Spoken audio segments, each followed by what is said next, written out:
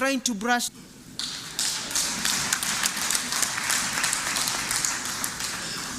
They came, divided us, and they have taught us to keep each other from each other. Them, they're mingling with each other and making money and growing, but they have taught us to hate each other. But for us to really enjoy the true economic benefits of the Africa Continental Free Trade Area, we need to behave like the Europeans and allow for the free movement of people and trade. To this end, in our contribution to this continental aspiration, Kenya is committed to progressively, and we are moving very fast by the end of this year, to abolish visas to citizens from African Union member states to make it easier to invest and do business in Kenya and across the continent. We are going to open the borders of Kenya. We do not fear our fellow Africans. Come, travel to Kenya. Live, do business in Kenya. Trade, make money in Kenya. And we hope we'll get reciprocity with the rest of you. Let us open our continent so that we can make money and live together. Let us remove the shackles of colonialism that are still embedded in our heads and be able to move forward.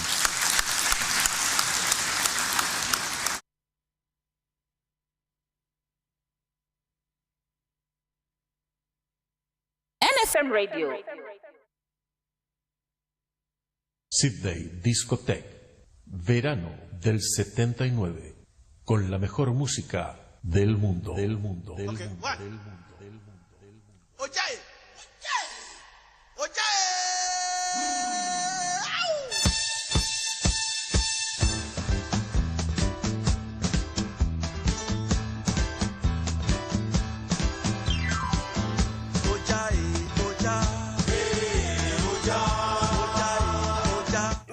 Oja, hey, Oja, that is the music. That is the signature tune for this program.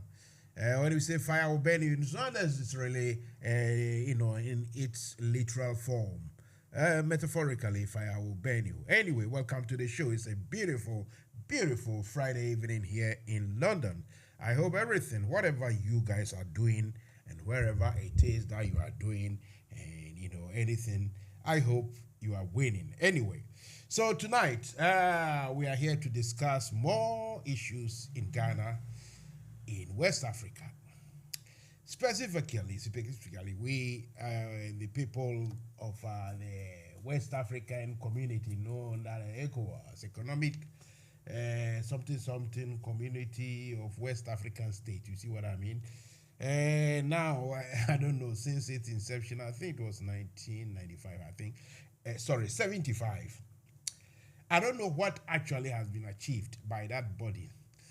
But at least it's an organization. Yeah, people meet to talk. They get paid heavily. They go home, retire, and go and enjoy with your families. So it's all right. But seriously speaking, that ECOWAS. Now ECOWAS is in the news bulletins of many major world, what we call news outfits. CNN, CBNC, some of these I've forgotten. BBC, Sky News, Al Jazeera. ECOWAS. And I can tell you, lots of, the foreign media and the rest, it's like, the ECOWAS itself want to fight, they want to restore democracy. And we, the Westerners, we will support them, whatever they decide. In my local language, all be lies. This evening, I will speak to a gentleman who is a political activist who actually does his trade in Ghana. This gentleman, is a politician and political activist, and he goes by the name Odike. He has come out, boldly to say that if ever there was a coup in Ghana, he will support. That is very bold, in any case. Do you agree? Do you support him? You think what he's saying is the right thing? Then I'll speak to a professor at the University of Ghana. He goes by the name Kobe. As far as I know, Kobe means Kobina. His full name, somebody said there's a new wind of change. Let me read it quickly, otherwise I'll forget. Mr. Charles, his name is, I think he's in Birmingham in the UK here. He said there's a new wind of change blowing in the Sahel. Take note, are you? Right, so Mr. Kobe Mensah, who happens to be a professor, associate professor of political marketing, University of Ghana Business School, University of Ghana. I know marketing, I know political, but how do you market the? I don't know. When I get the professor here live on Zoom and on the radio, you can listen and access it on Facebook, NFM Radio, YouTube, New Face Media. Then, you can listen to us converse. You can join the Zoom. I've sent a Zoom link. You can join, all of us can join. So we have discussion. Let me go straight and welcome Professor Kobe Mensah to the show. Professor, good evening.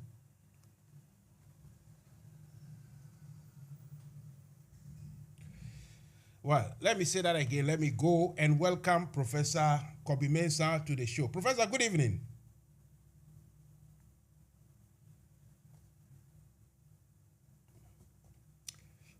Hello, Professor, can you hear me?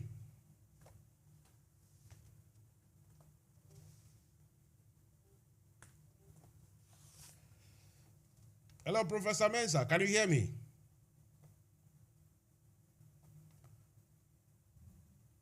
Prof, can you come live with your video, the camera, so that at least if I see your mouth moving, then I can see whether you hear me or not.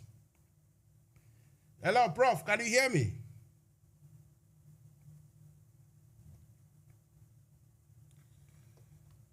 Okay. Let's put this music across. Let me sort one or two things and we'll be back. Discoteque, verano del 79, con la mejor música del mundo. Right, Prof, can you hear me?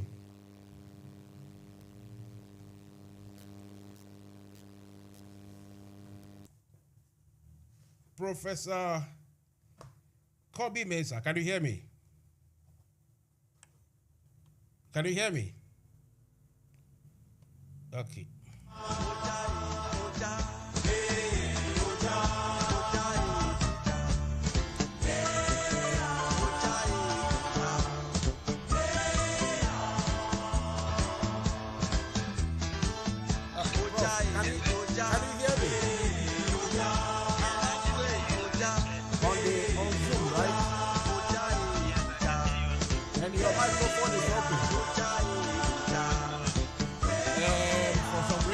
Getting useful.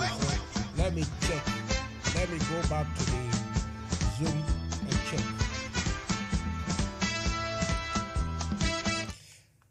Hello, Prof. Can you hear me? Now I cannot hear you. Can you hear me now? Hello? Hello, Prof. Can you hear me? I can hear you. Can you hear me? Hello?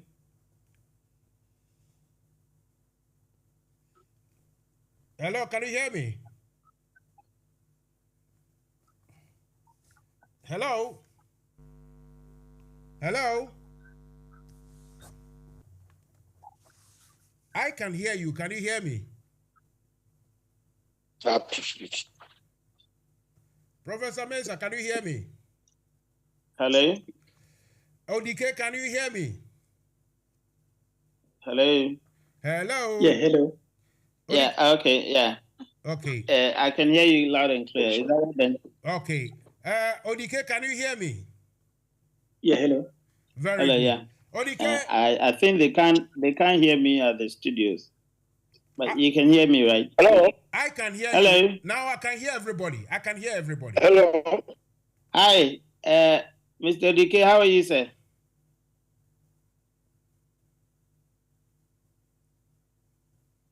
Hello, ODK? Hello, ODK? Okay, ODK's microphone is soldered. Okay, Prof, can you hear me? Hello? Hello, yeah, I can hear you. Okay.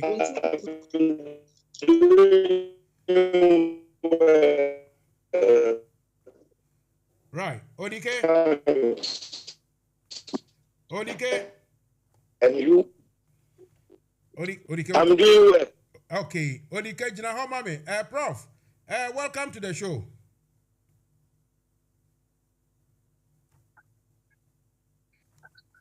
Professor Mensa, welcome to the show.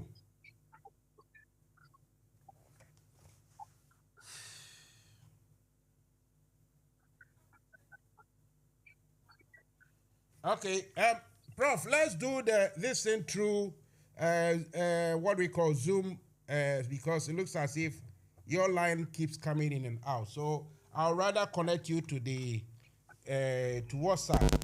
So I will take Professor Kobimesa on WhatsApp, and Odike is on the Zoom. Prof, welcome to the show. Thank you. Thank you for having me. Okay.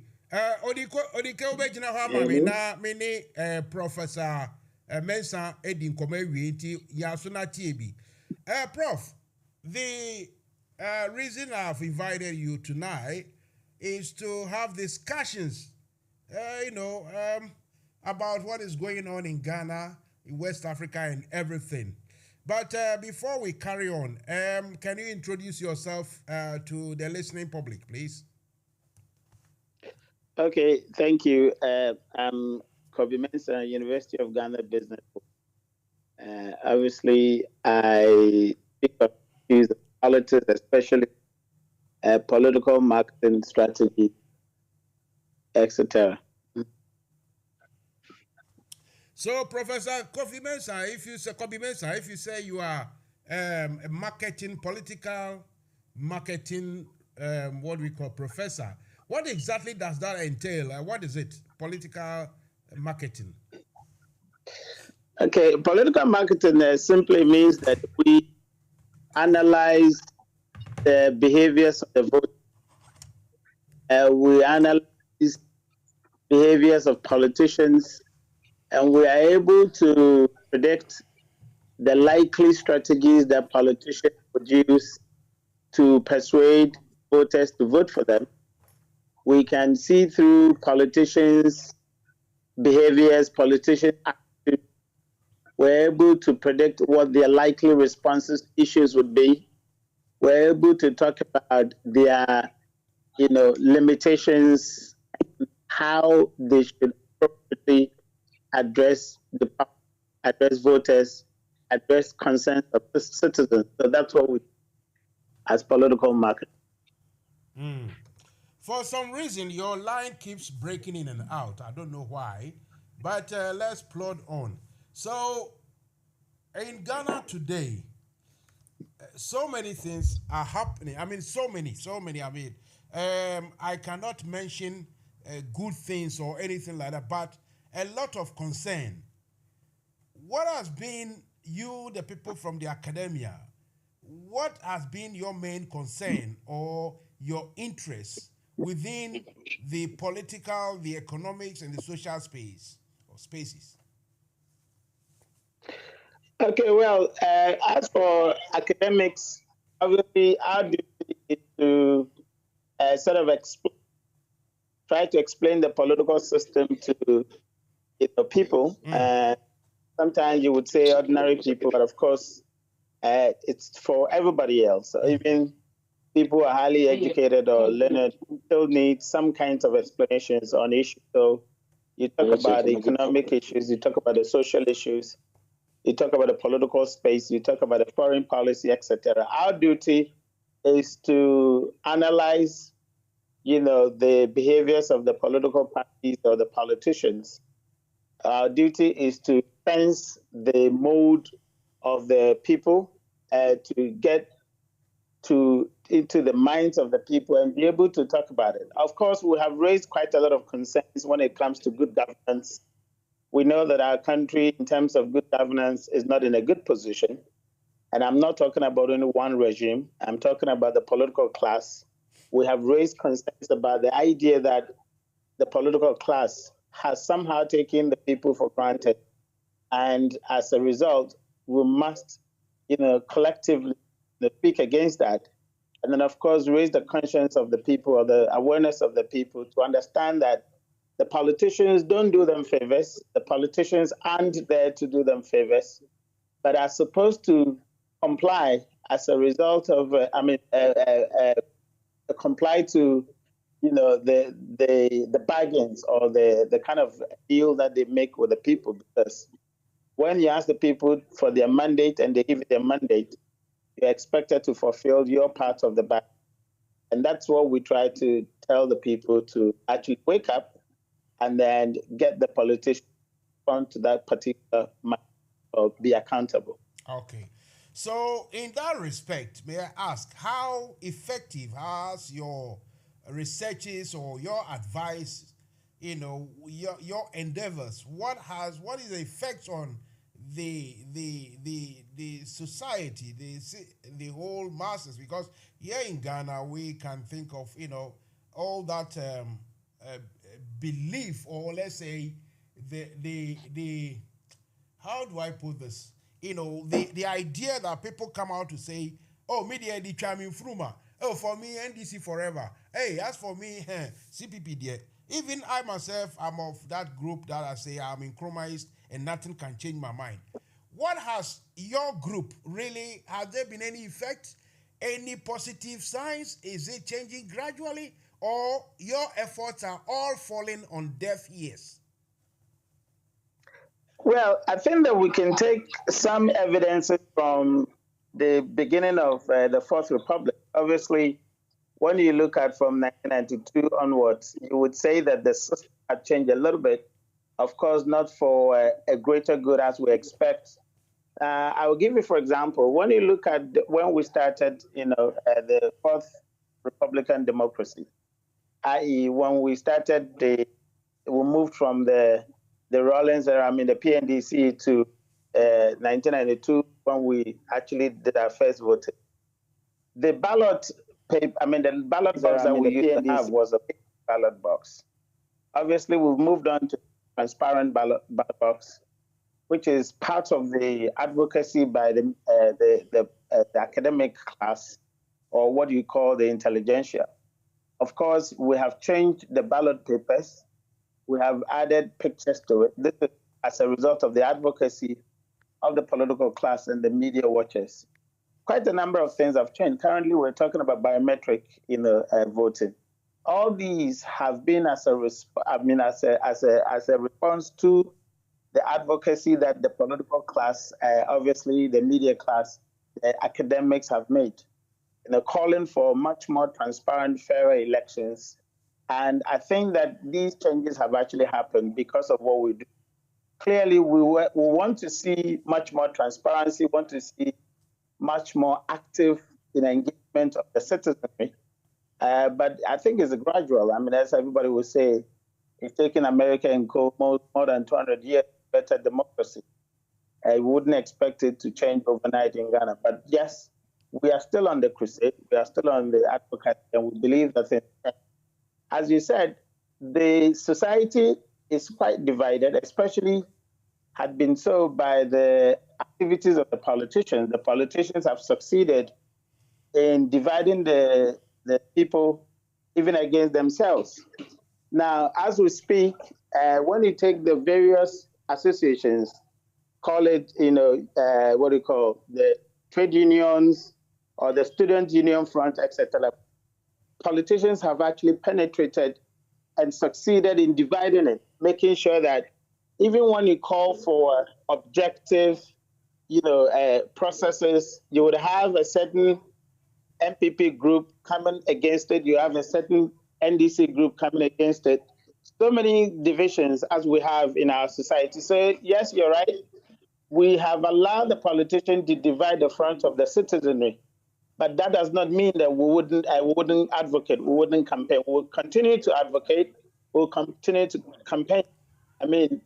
Sometimes people would say that whenever you say something, the politicians wouldn't do it. My reaction is that even if they would not pay heed to our counsel, to our criticism, we would have to still continue to criticize, because it's better for us to do that than to keep quiet. It's better for you to do than to keep quiet. Exactly 7 p.m. Ghana time, I will speak to ODK, It's now 6:47 in Ghana, 7:47 in the UK. Yeah, the voice you are hearing, apart from mine, is that of Dr. Professor Kobe Mensah. He lectures at the Department of what do we call it? It's not physics, but what do you call it? Political and economics, and adding all together. I will get it correct. Please forgive me for that. I'm a bit messed up here with my wires and everything, but I'll get it right. Anyway, so Prof, let's go on to address this situation. The NPP presidential primaries. Yeah, from the point of view of where your academic, what do we call it? Academic sort of viewpoint. How do you see it? What do you think is happening? I suppose it's for me, right? Yeah, Mansa Musa. Yes. Is a question for me? Yes, it's for you. What I'm asking is from your your vantage point.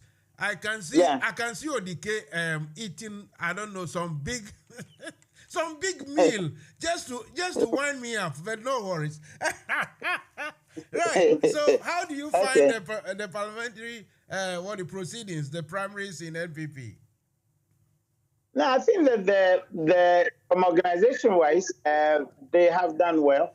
Obviously, it's going on smoothly. Of course, people have raised concerns about irregularities in their the voting album, which I think is a recurrence, in almost every electoral cycle. And I think the Ghanaian politicians must actually wake up to correct these things, because we couldn't actually have this happening almost every time there is election. But of course, when it comes to the competitiveness of the candidates, I think that, yes, you have some fraud runners.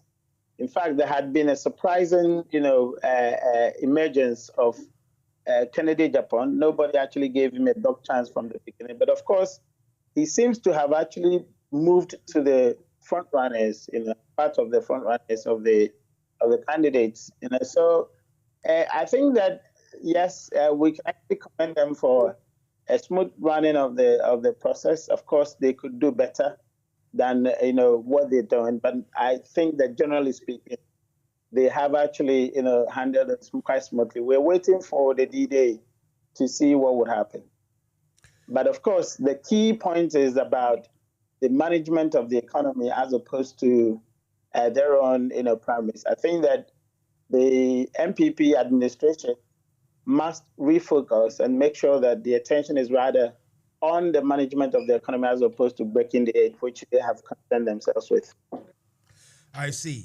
So if we should move on to, you as an intellectual, you are in that group, the intelligentsia. In every country, such people are well needed.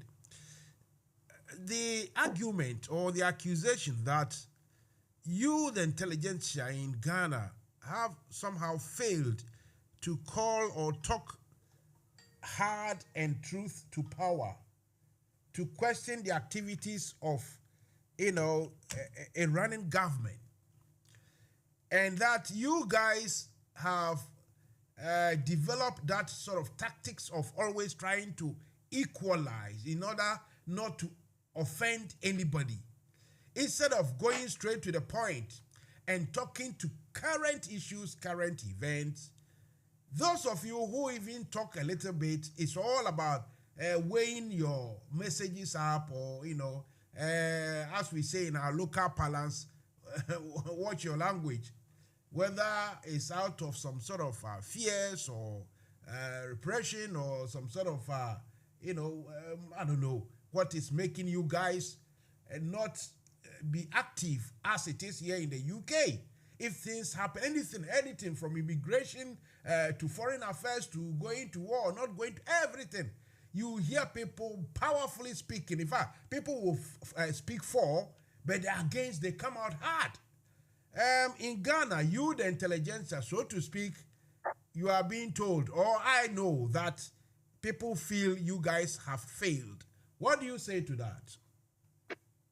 I think I disagree. What you haven't realized that the academia had been a very huge backbone to the stability and democracy that we have in Ghana. Obviously, since 1992, you have had quite a lot of prominent academics who have actually stood on behalf of the people and had battled political, interests, political parties, governments, for us to have the kind of freedom that we have, now. Now, what people fail to see is that when it comes to the academia, there's what we call comparative analysis. Nobody actually speaks without having a benchmark.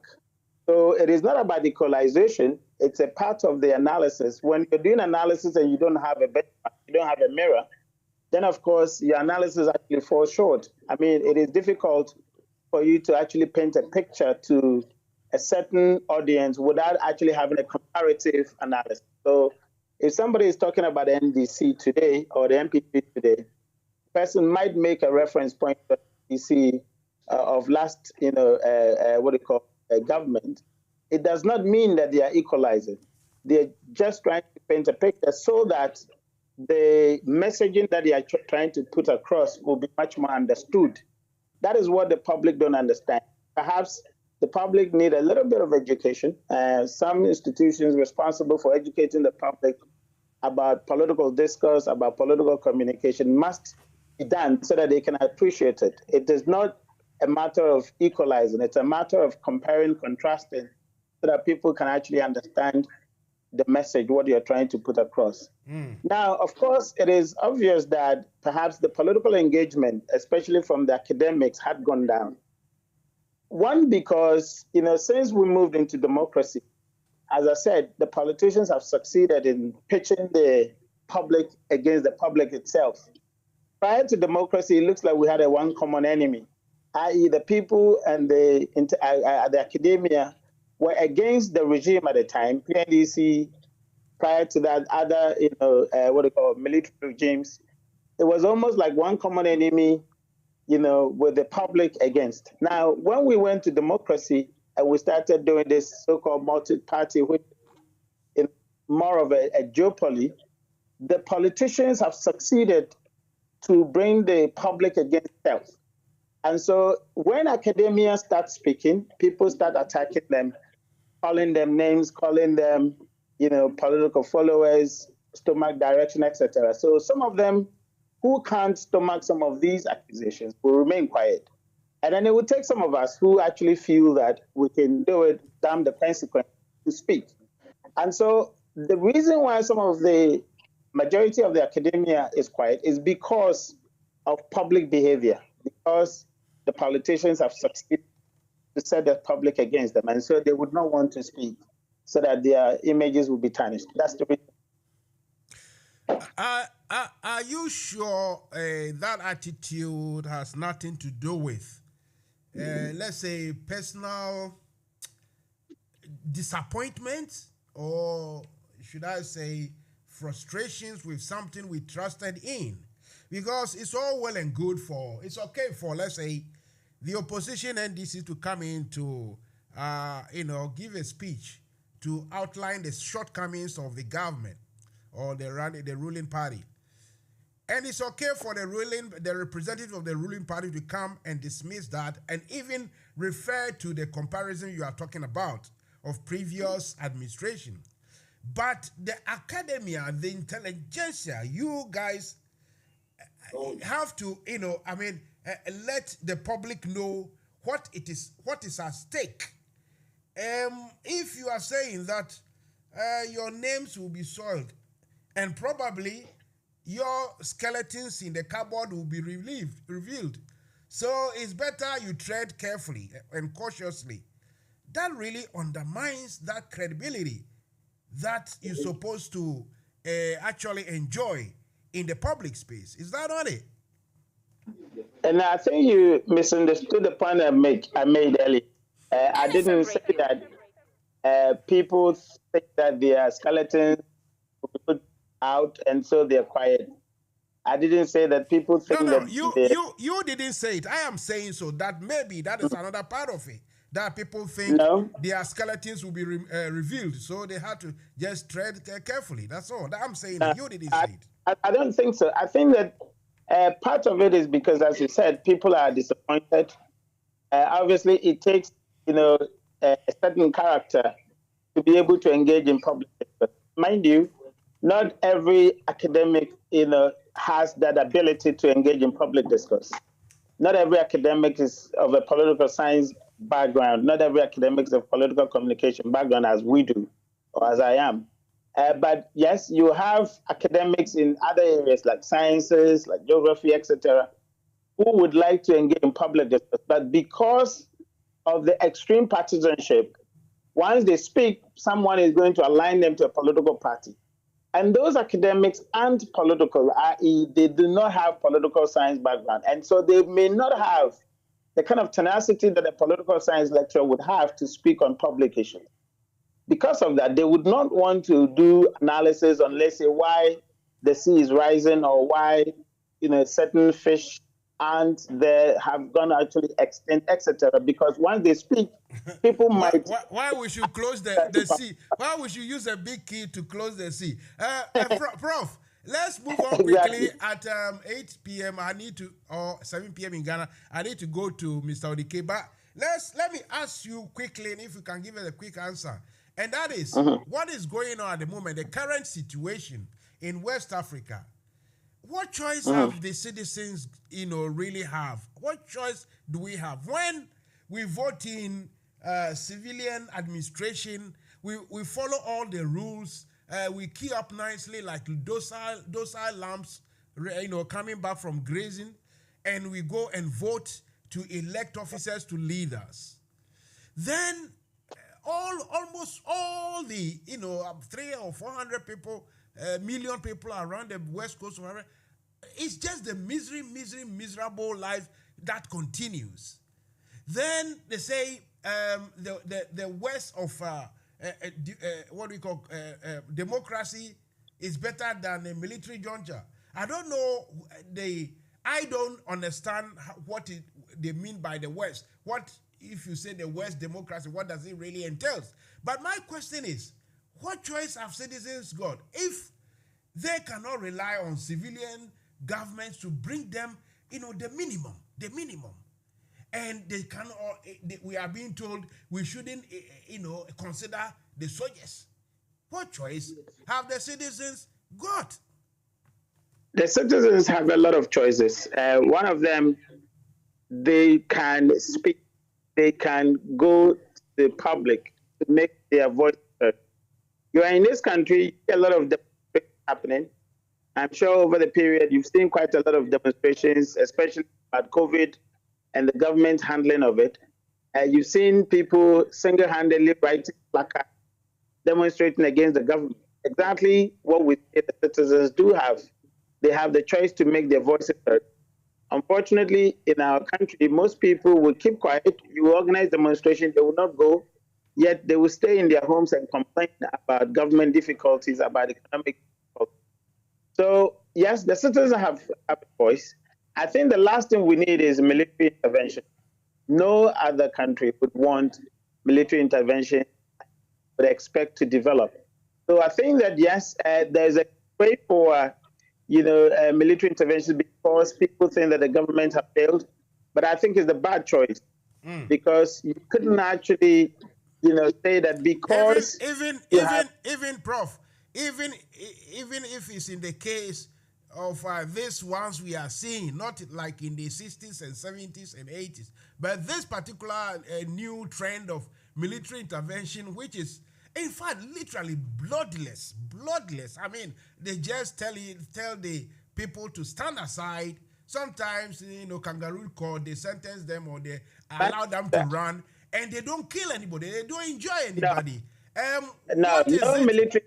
What I'm asking is, if you say, well, that isn't good enough, the choice, I'm still asking, the civilians, the citizens, do they have to wait for the next, let's say, Odike, hang on, I'll come to you, sorry. For the next 5, 6 years, maybe 8 years, suffer in silence because the soldiers their regime is not good? Now, you see, the idea of military intervention not good is not because there is blood spillage, whatever, but the character of military itself is the reason why it's good. It does not foster development. It does not foster any freedom in any country. So regardless of how it is, whether it's bloody or it's not bloody, I don't think that it's something that we should wish for our country. Every individual must try as much as possible to enhance the democratic processes that we have by speaking out, by reporting people if they have to in terms of corruption, by making sure that they stand, for the truth, they stand for the values of democracy. You couldn't actually say that because the politicians are disappointing, we should call in for the military. No, okay. I don't think it's the right. All right. I have a gentleman here who says that for him, if there was school today, he would support. Odike is the name. Then I have Mr. Emmanuel Bombardier. Odike, me ne wo nebe the program ni nyina the whole night. Enti mesrew Mr. Bombardier so ko baby. Ma me ne nka West African semi kakra. Mr. Pa ma me ne nka West African semi kakra. Na me wi a me ne wo Odike abeka the aka nyina me ne wo ye program ni nyina for the next 2 hours. Odike, we okay with that? Odike, Otiminka. Mr. Emmanuel Bombardier, can you hear me?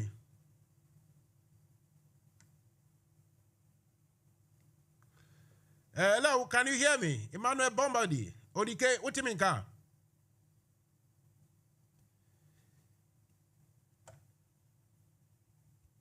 Can you speak? Kasalo. Okay. Yeah, I can hear you now. Now you can hear me. Very good. Into your decade, the say, I want us to finish with that's gone again. Then maybe it's from your end. My here. Hello, can you hear me? Yeah, I cannot hear your sound. I can hear you. Can you hear me? Hello. Yeah, hello. Yeah. Hello. Yeah, hello. Can you guys hear me? Yes, can you hear me? Yes, I can hear you. Yes, I can hear you. Very good. Good. Right, Odike, I want to quickly finish with Mr. Emmanuel Bombardier. Bombardier, can you hear me now?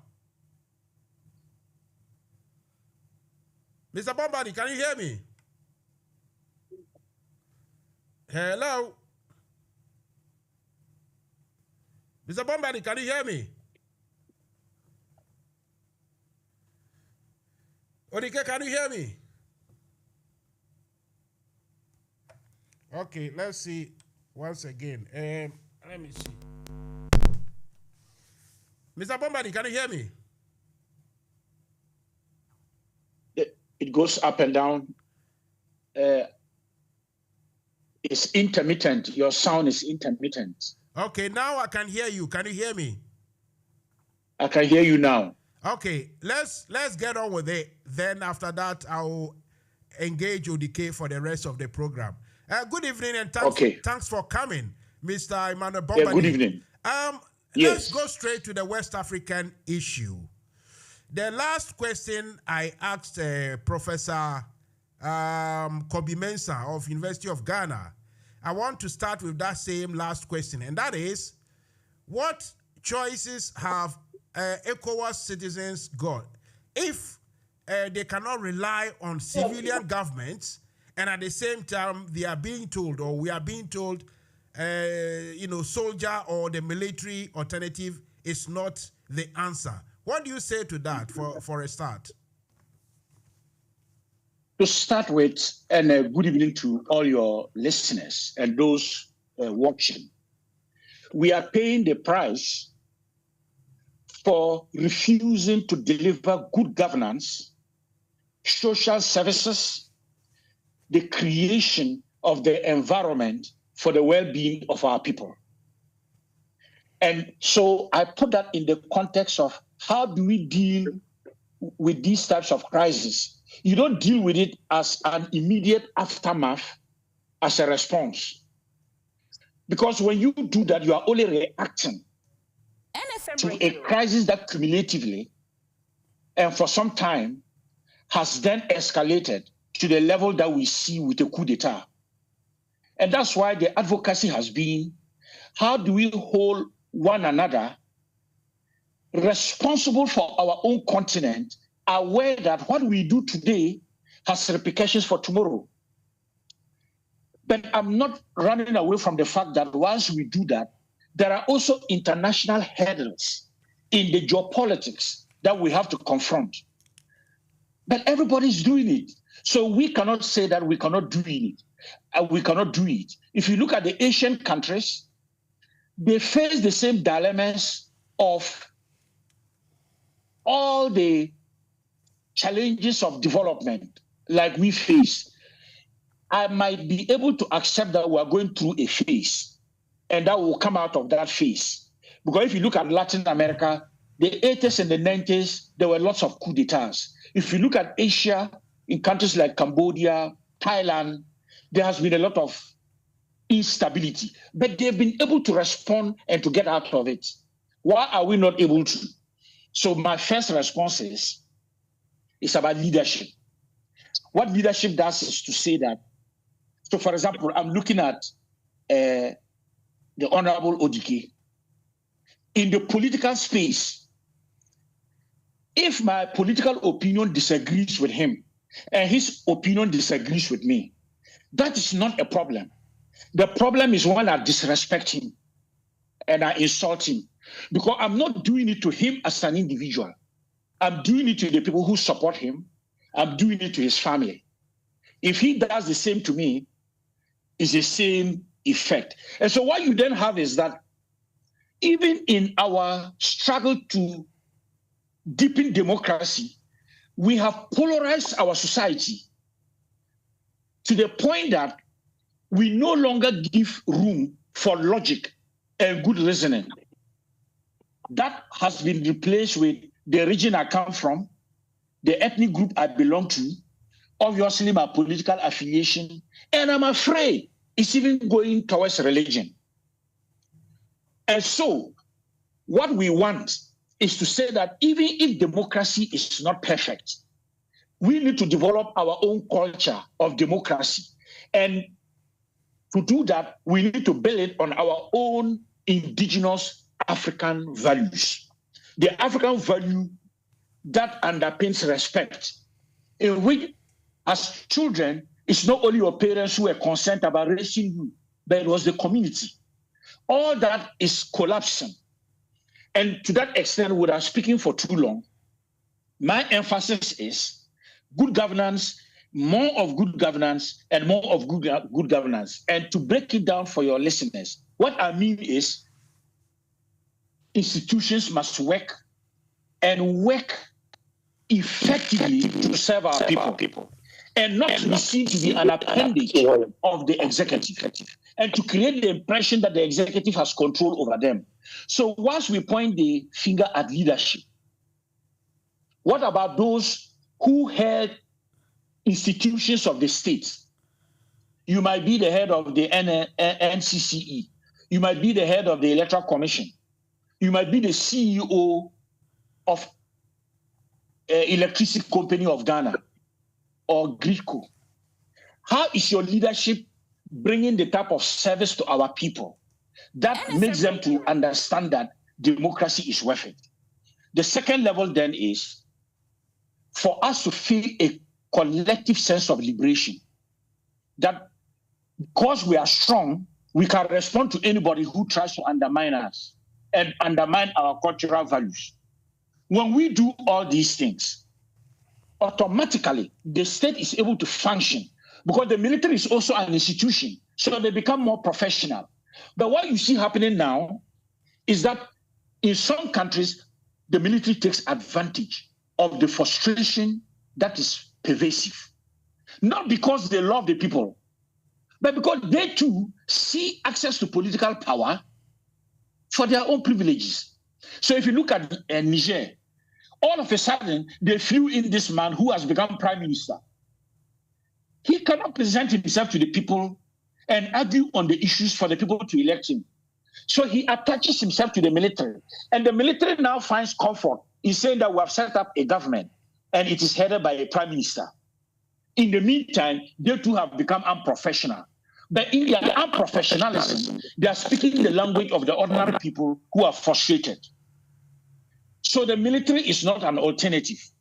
But our democracies, as we see them happening now, does not serve our people the purpose for which it must serve. Because if our people queue up for elections and at the end of the day, they go home and feel more frustrated, their livelihoods have become worse, they've become poorer, then they will jump at anything.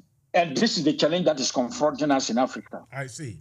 I will want to ask you specifically about this Niger coup, because we cannot rule out the external, or let's say the geopolitical reasons, the result of which brings about these coups from Guinea, Mali, Burkina Faso. We are talking about the Francophone. They have specific geopolitical reason for maybe, at least for the, how do I call it? For the reasons, or for what they can tell the people that, look, here we are after several decades of independence. We are still somehow tied to a certain system or certain structures which, are not making us any better. We need to change that. We don't have to lose what we call, cognizance of that particular reason. Before I come to you to answer that, I want to ask Odike. Odike, you have come out to say that for you, if coup should happen today, you'll be the first to support. Now, hearing from other speakers and many people who say, no, this is not the right idea.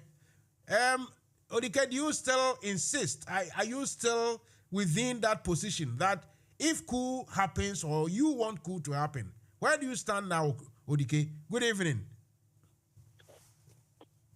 Good evening, Mansa Musa.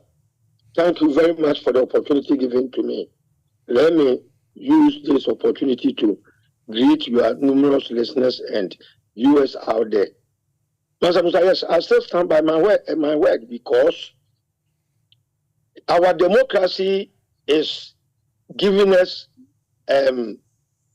problems, challenges, which to me cannot be solved till the kingdom come.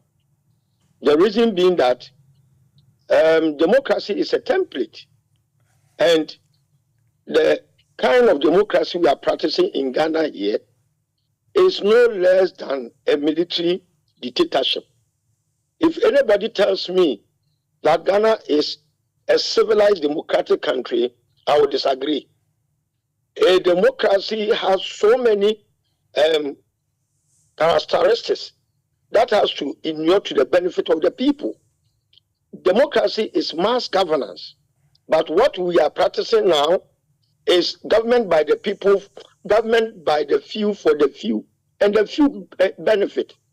Look, if you look at our architectural structure of our constitution, it is clearly a military dictatorship enveloped in a democracy.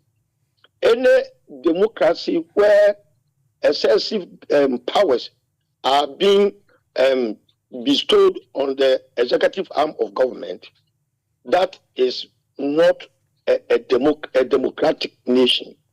If you look at the three arms of government in Ghana here, you will see that separation of powers has broken down in the same constitution. If you look at checks and balances, it is not practically the case. We have all the fine institutions in our books. We have all the fine strategies in our constitution, but this same constitution has also prescribed certain clauses which does not make our democracy a good one. For example, if the president the executive arm goes to parliament to pick ministers. What it means is that the president cannot be impeached because he has packed his cronies, so to speak, in the parliament. If you take the judges judiciary, which is supposed to be independent, the president goes there to appoint chief justice and promote judges into a high level of positions, promotions. What I'm saying is, since 1992, when we adopted this fourth Republican Constitution, Ghana is drawing backwardness. And this Constitution was, boxed and thrown into our body politics. We need to review this Constitution, reduce the excessive powers reposed on the executive arm of government, and give it to the people, the people, so that the definition of democracy will, in practical terms, will be achieved. Now, from 1992, if we take national introspection, one will come to a full conclusion that democracy has not served its purpose as far as Ghana quest to make democracy work in this country. My brother, look at the current happenings. The president is so powerful, so so autocratic to tell Ghanaians, I want to build a cathedral. I will do it. Mantra, do before complain. He will do it whilst we are complaining. So many things. Look at corruption. All the things. Look at the bad governance. All the things that democracy is supposed to mitigate and give better life to the people. We are witnessing the reverse. And you call this a democratic nation? Right. The mere fact that we queue to elect leaders does not necessarily mean that we are practicing democracy. Thank you very much, Mr. Odike. You are listening to Mansa Musa. The program is called Fire Will Burn You. Not literally, it's metaphorical. Fire is not going to set to anyone at all. Except that when we speak well, tell us proper, something really good. Otherwise, fire will burn you. Right. So assembled on Zoom, this evening, eminent, well-educated persons from Ghana and Nigeria. From Abuja, we have Mr. Ajelibi. He was the previous Ebenezer Abdul Hakim Ajeliba. Yes, he was the previous political director of politics at the ECOWAS. Mr. If you can unmute your mic, can I ask you one or two questions? What you feel or think about the discussion so far? Ebenezer Abdul Hakim Ajetiba, yes. Hello, sir. Yeah, hello. Yes, good evening and welcome to the show. Yes, good evening. The introduction given you, I hope I am right. Not absolute. Not exactly. Please tell us about yourself. Yes, so I am Ebenezer Abdul Hakim Ajetiba, a recent scholar from Oxford, and now a disability rights activist in Ghana. Oh, I see. And yes. That Ajetiba I saw is like when I interviewed the former director of politics, Ajeliba, so it has confused me. All right, let's go on quickly then. Thanks for correcting me. What do you make of what you've heard so far? For me, my point is, we are following all the rules, the democracy as a people, but nothing is coming back in return. As we speak, hundreds of people are dying on high seas, all because I don't blame the individuals who wants to go out, look for greener pastures or look for a better living, a better way of earning a living. And many of them are just dying. We have the ECOWAS who doesn't seem even to care or know about these things. I mean, nothing in return positive is coming to we, the West Africans. And yet they say, that sort of mediocre democracy is better than military junta. Where do you stand on this, I mean, in this particular discussion? Take it away. All right, thank you very much. So, from my academic background, I think democracy is a prescription to a particular societal problem that must evolve from the people themselves. So in order for democracy to work perfectly, the base must originate from the entire people. It must not be handed down and imposed on a people. So looking at African democracy has been abducted from elsewhere and imposed on the people without due consideration to the masses or to the indigenous or the natives of the society. So because of that, it is rather elitocracy, not democracy. Yes. So most people, please, I think Odike, or I don't know who it is, but or Akresi, please, Mike, mute your microphone if you are not speaking. Otherwise, the background noise comes in. Please, thank you. Let's go, please, Emmanuel. Good. So as I did indicate, it's rather elitocracy, not democracy, government for the people, for the masses. So when you look at it, when you look at the arrangement of democracy in West Africa, it only benefits certain category of people and not the general public. I will use Ghana as a case study. So if you look at the constitutional arrangement of Ghana, the president has enormous influence and enormous power. Yes. This power is used to appoint people who are rather sympathizers to the cause of the president. And in so doing, it is only a fulfillment of a certain sectional interest rather than a general interest. So when it happened this way, then you realize that there is mass agitation that result to some of these coup d'etat that we are witnessing. And I wouldn't like to rule out the issue of colonialism. The issue of colonialism has an immense impact in the way democracy has been built, has been shaped, and has been performed in the African settings. Immediately after independence by most African states, because of our resources, our strategic resources, these foreign powers started to intervene or to interfere in our governance. And because of that, it resulted in toppling of governments that were not friendly to foreign powers. And this has eaten deep into our societal fiber, especially the military. That is why today we keep on witnessing coup d'etat here and there.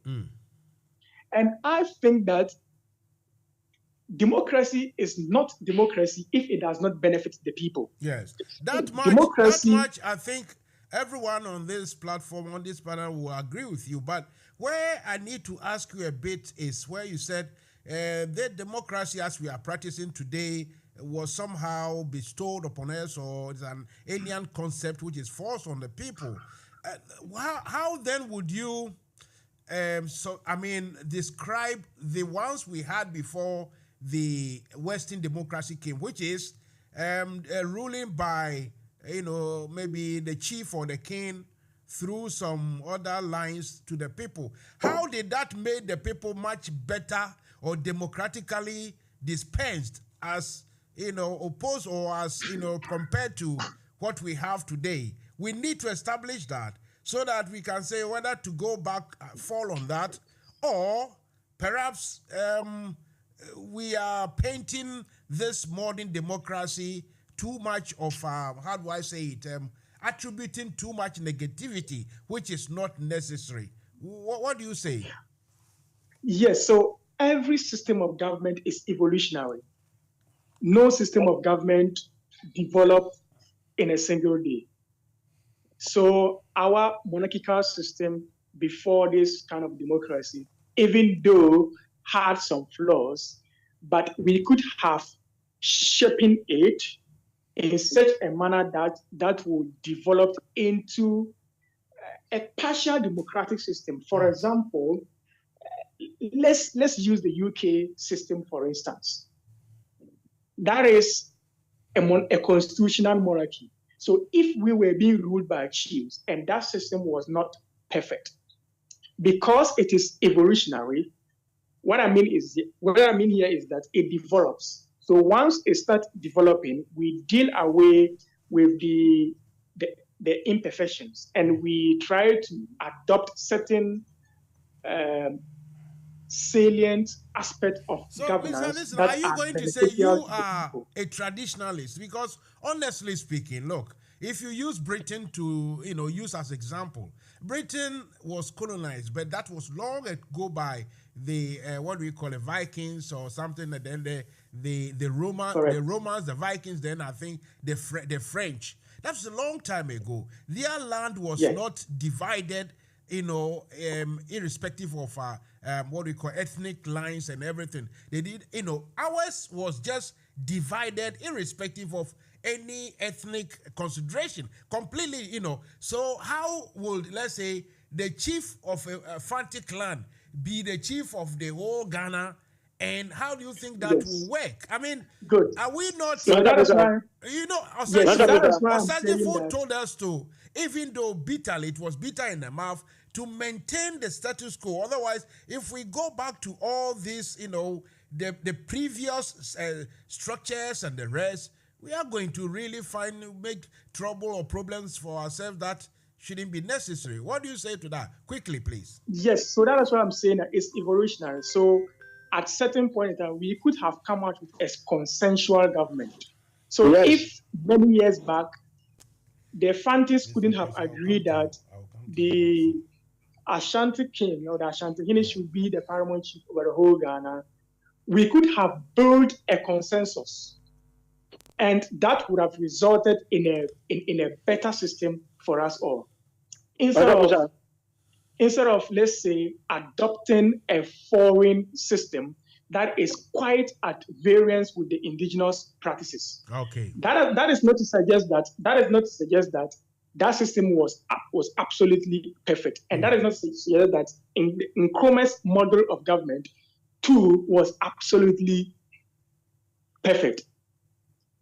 All these forms of government has imperfections. Yeah. And through consensus building, we could have come out with a very perfect system of government. Of course, the UK system was absolute monarchy. Yes. And through consensual building, today is a constitutional monarchy. Okay. We can also use the American democracy. Let's leave as that. As everyone wants to have their say, we have to share the time equitably.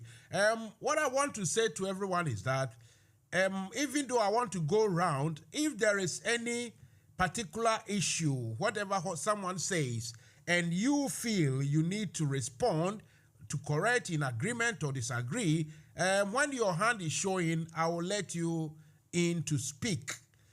Your hand is showing doesn't mean show me your hand. I think you can raise it electronically on Zoom. Before I go back to Odike, there is somebody here, Mr. Akresi from the United States of America. Mr. Akresi? Hello, Akresi. Okay. Mr. Akresi? Mansa Musa, I have to run in the next 5 minutes. So when you finish... please take it over now, Mr. Bombadi. My question previously was to you that what do you make of the fact that, in these countries we have seen Guinea, Mali, Burkina Faso, Niger, even Chad, they are resisting something which perhaps all of us, if we are Pan-Africanists, we have to support. Maybe not agree entirely how that resistance is coming about, but we got to support. I think you know what I'm talking about. Take it away. No. Pan-Africanism does not promote chaos. Let's be clear on that. Pan-Africanism wants to work for a continental integration politically and economically. And you cannot achieve that in a disorganized manner. So we need to work with our own treaties and protocols. So if you are talking about Africa, we need to respect our own constitutive act. We cannot say we want to build an Africa, that is the United States of Africa, and anybody can get up any morning and say a coup d'etat, and we should support it because there is a rhetoric that now speaks to Pan-Africanism. So we must be able to separate opportunism from Pan-Africanism. Pan-Africanism is selflessness. It is strategic. It has a vision. So that was our first point. But then before I leave, I wanted to add on this. Listening to my brother Odike and the other intervention after him, keep in mind that we don't talk often about leadership, but we talk more about our democratic systems. No system can work effectively if you don't have the leaders who, first of all, understand what it means to serve your people as a leader. And Odike was very practical. He gave the example of too much executive authority or powers in the hands of the president. And he cited the unilateral, if you call it, expenditure from the consolidated fund to build a national cathedral. But when the president was thinking through this line, he was sitting in cabinet meetings. Why couldn't anybody sitting with him say that, Mr. President, this path you are taking does not serve the interests of the people of Ghana and is not right? So we have gullible people. We have people who don't even understand what leadership means, because leadership is not about following and everything every day is right. Leadership is about engaging the principal and helping the principal to make the right decisions. Now, some of those people who sat in cabinet with the president are now campaigning to also be president, but they don't want you to challenge them on the leadership that they offered. So everybody sees only the president. Where were all these people? And keep in mind, Mr. Odike, our executive system of government, all of us are advisors to the president. I know that because I was Deputy Minister for Foreign Affairs and Regional Integration. Immediately, President John Mahama swore me in. He told me, I want you to go to the Foreign Ministry, receive everybody, because I see in you the potential to be a bridge builder, to be somebody people can relate with. And so don't go there as an NDC activist.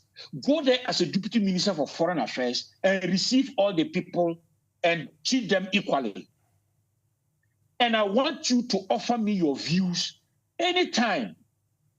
And it is for me now to take those views into account or not, because you are advising me.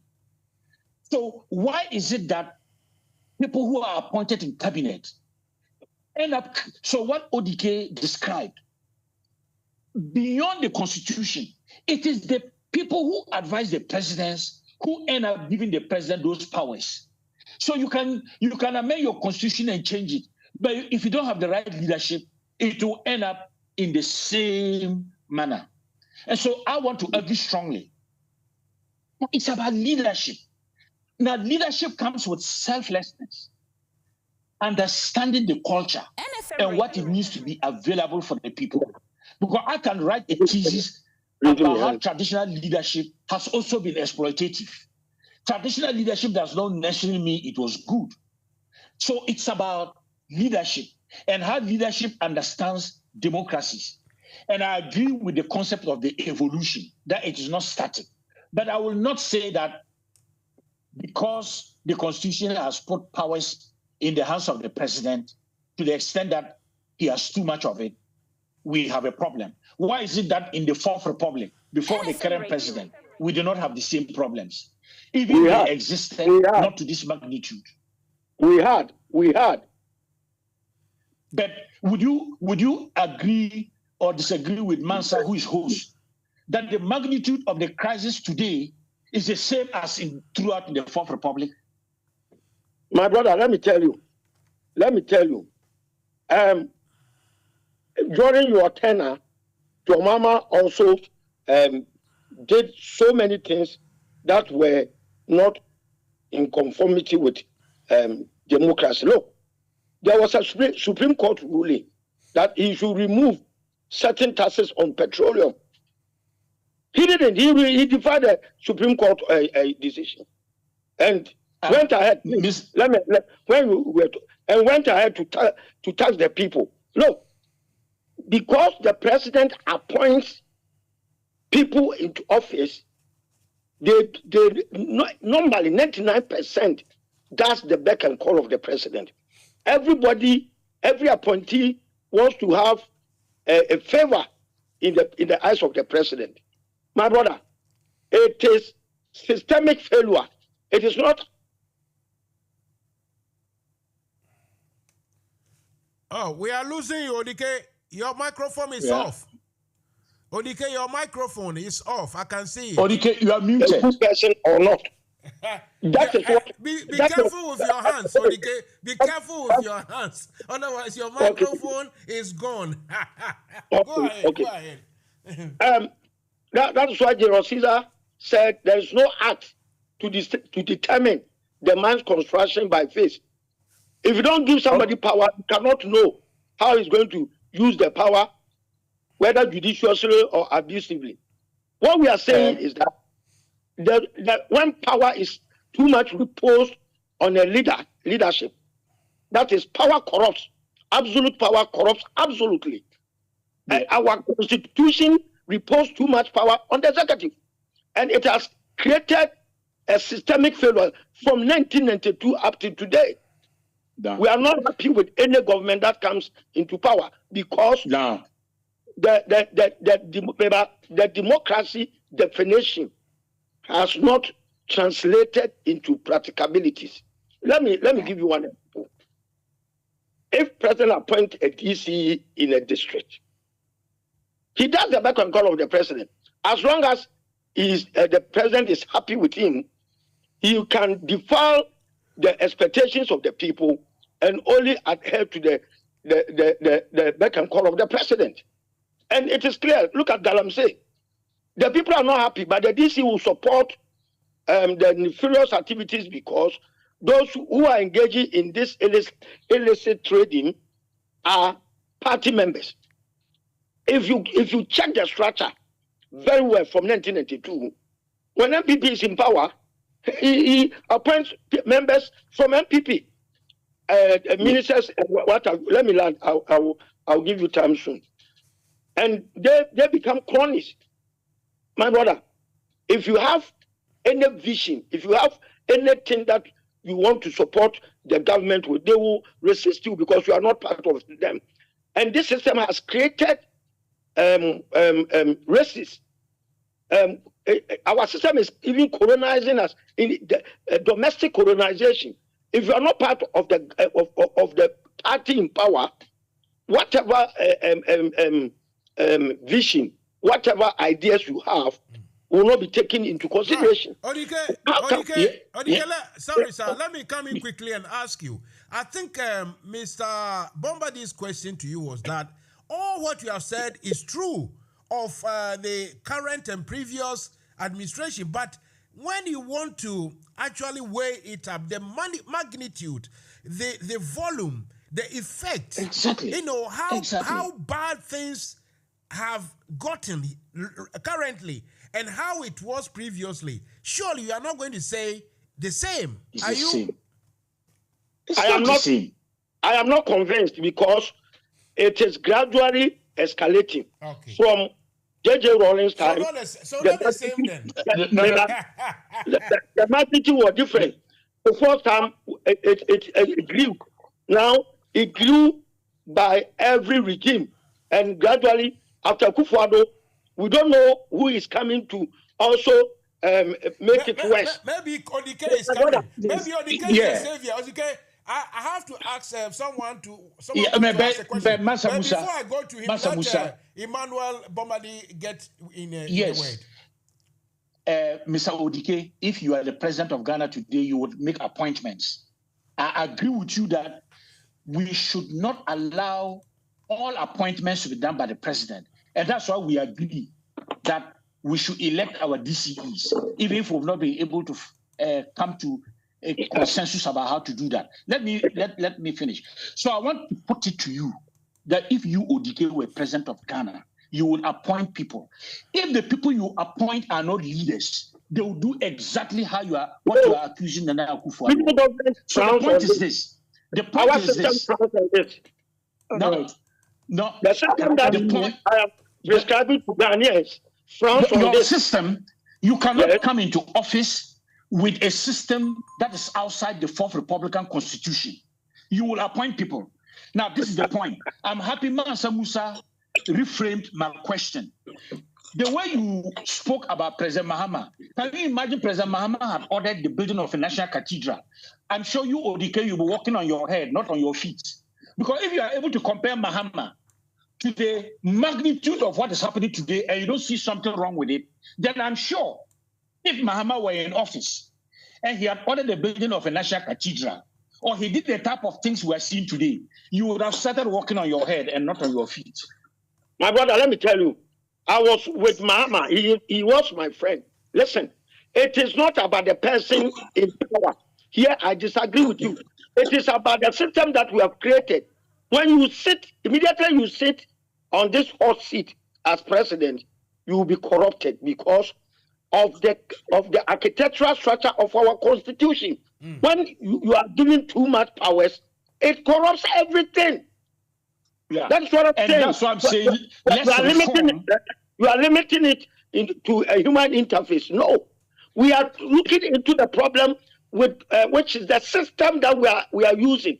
The system is giving us wrong feedback. Systems are managed by people. The United States Constitution was managed by President Trump, and we all saw what happened under President Trump. And we saw what happened under Bill Clinton, President Obama. It doesn't matter your system. If your leadership in itself does not even understand what democracy and service is, it comes back to the same. So I'm agreeing with you that we reform.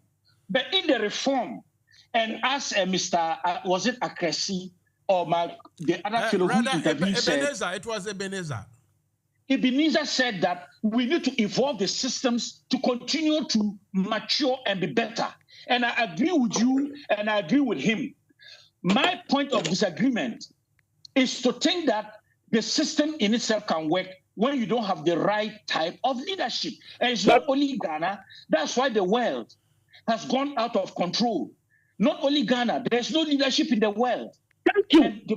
Then you have come to terms with me. This means that what we think America is doing, that we are emulating, is not also helping Americans, because a democracy is a template, and we must tailor it to suit our traditions, our culture, and our understanding. For example, Ghana is a ethnocentric setting, but because of the coexistence, we are not having civil war. We live together as one family. Any system that will divide our front will not help us. If you come to Kumasi, Ashanti region, we have Anguraga, Fantini Town. All these tribes have been given a settlement over there, and we coexist as one people. Partisan politics is where the problem is coming from. Let me tell you. Gentlemen, yes, I have to come in here. I'm not even going to play what we call my mandatory commercial, which is about 45 seconds long. But let me go to someone whose hands has been up for a while. Mr. Chairman Kwesiakwa is joining us from Sheffield, northwest of England. Mr. Kwesiakwa, what have you got? Is there a question or a contribution? No, it's a bit of contribution. Mansa Musa, I would like to say hello. In fact, I have really enjoyed your debate this evening, starting from Prof all the way to my good friend Odike and others. Musa, you see, I have listened to all the gentlemen a lot, and we are missing a great point here. You see, we want the democratic system in Ghana that we practice to work. When Obama came to Ghana, he said something. That we don't need strong men, we need strong institutions. When Obama came to Ghana, that is what Obama said. Look, Mansa Musa, Ghana today, we the politicians, we have failed the state. All what we do is we talk and debate, talk. Look, Mansa Musa, if you take the 1992 Constitution and you take the chapter 15, that talks about the police services. Musa, the police services we have in Ghana, it's nothing good to write about. Yes. So if our constitution should work, Mansa Musa, the politicians, including Mr. Bombardier and others and Odike, we should fight that we have independent police system. Yes. Independent police that can arrest the politicians who are stealing our money. Yes. Independent police that can arrest parliamentarians. You see, we are not doing this. Musa, I will plead with Odike and Prof who spoke and others that we beg you, those in Ghana, the politicians, look, let's fight and change the police institution and make it independent, away from the presidency, away from the executive, so that police will, you see, this country, United Kingdom, police is independent. They can arrest anybody. Why can't we practice the same thing across the African continent? What is wrong with us, politicians? So, Mansa Musa, I will allow you to continue. I'm enjoying your debate, but please, I'll plead with all the speakers. Let's focus our eyes on the police institution. Let's fight and get an independent police institution, and our democracy will grow. Thank you so much, Mansa Musa. Right. I will go back to Emmanuel before I go to Prof of University of Ghana. Mr. Bombardier, I still have to have an answer for that, my previous question, and that is the French connection, as I want to call them, whether it's a good analogy to use, but the French group in West Africa, they are clearly disentangling. They want to remove themselves from the grip of France. Surely, in this regard, they need our support and not our condemnation. What do you say to that?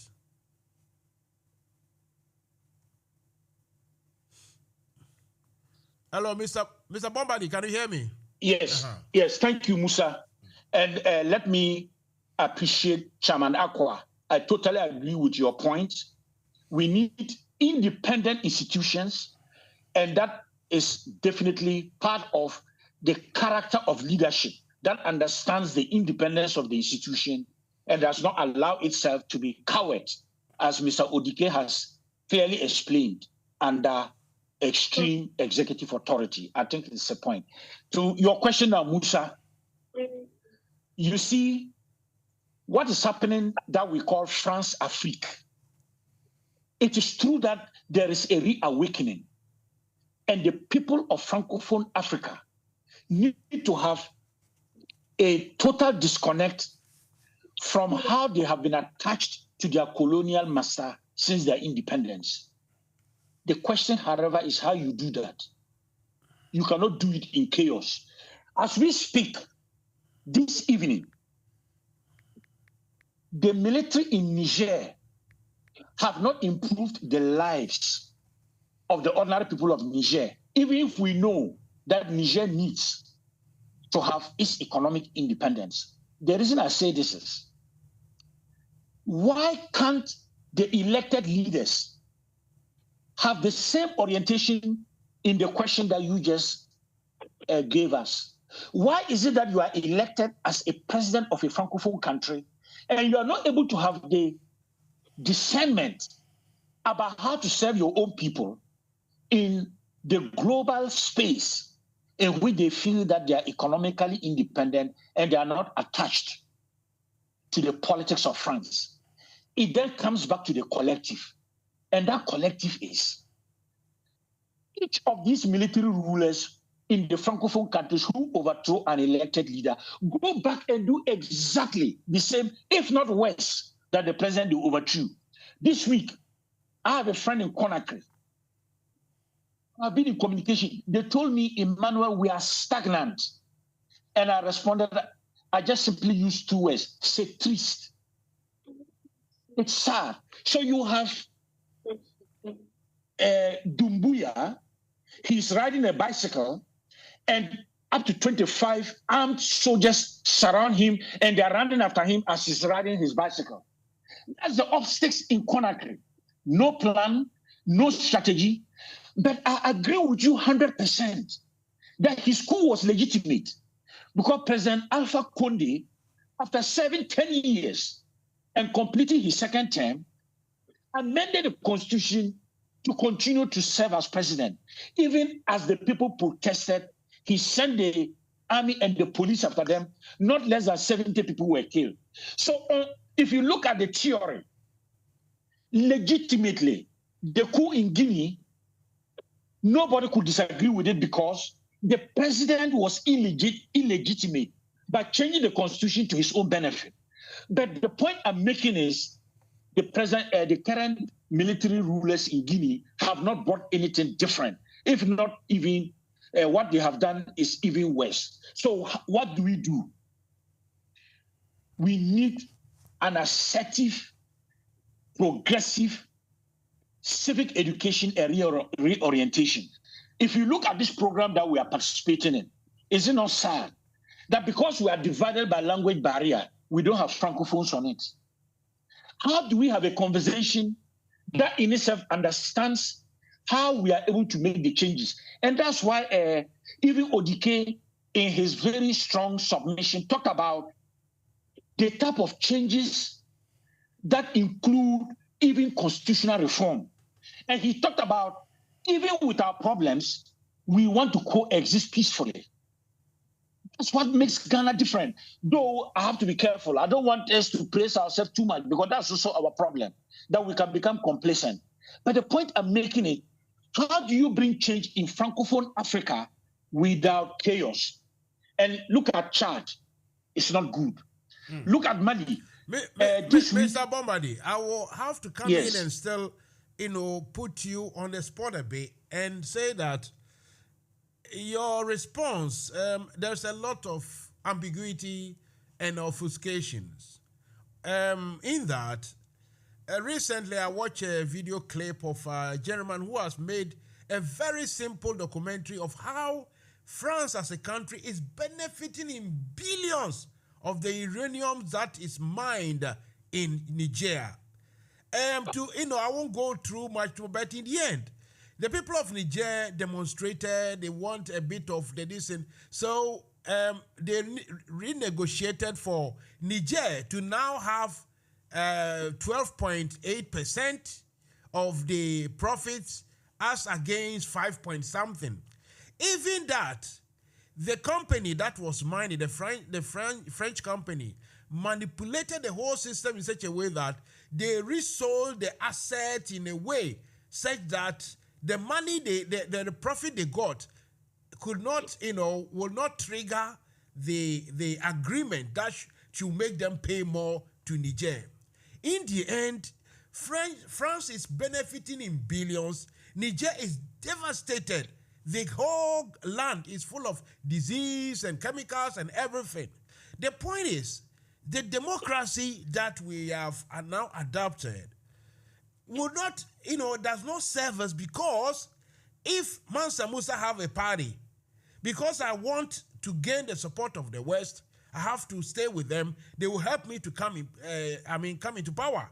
When I come into power, there's no way I'm going to stand firm and strong that, hey, I want my people to gain, so let's renegotiate this or leave it in the ground or this. They can't do that. Look, we are in a dilemma. Where do we go from here? Without obfuscation, without ambiguity, sir. Yes, we need to create an environment in which people like Mr. Odike, who is the leader of a party, can challenge how you negotiate with multinational companies on resources that should be used for the benefit of your people. And he should be able to do it without being arrested. He should be able to do it and feel free. Why is it that in Francophone Africa, have you ever heard of a strong political party? No, it is when they are getting to elections, then you now hear about two coalitions. The Mouvement Présidentiel, which is the coalition supporting the president, and l'opposition. And the purpose is, depending on the outcome of the election, they then share power. So there is no culture of a strong development of political parties to hold central government accountable. Again, I'm not praising Ghana, but somebody like those who serve in political leadership, whether in even the smaller parties, somebody like Mr. Odike is not going to keep quiet. If he knows that there needed to be a negotiation on uranium resources, and the outcome is the way you described it. But it is not only him. Civic action of civil society. Why are they not strong in Francophone countries? And you can continue that list, but without obfuscation. The point I'm trying to make is, you don't move from one sphere of influence to another and think that you are liberated. Even in the middle of the coup, whilst the military junta in Niger was refusing the ECOWAS delegation to land, they received the Undersecretary of State of the United States. They met with her, Secretary Nuland.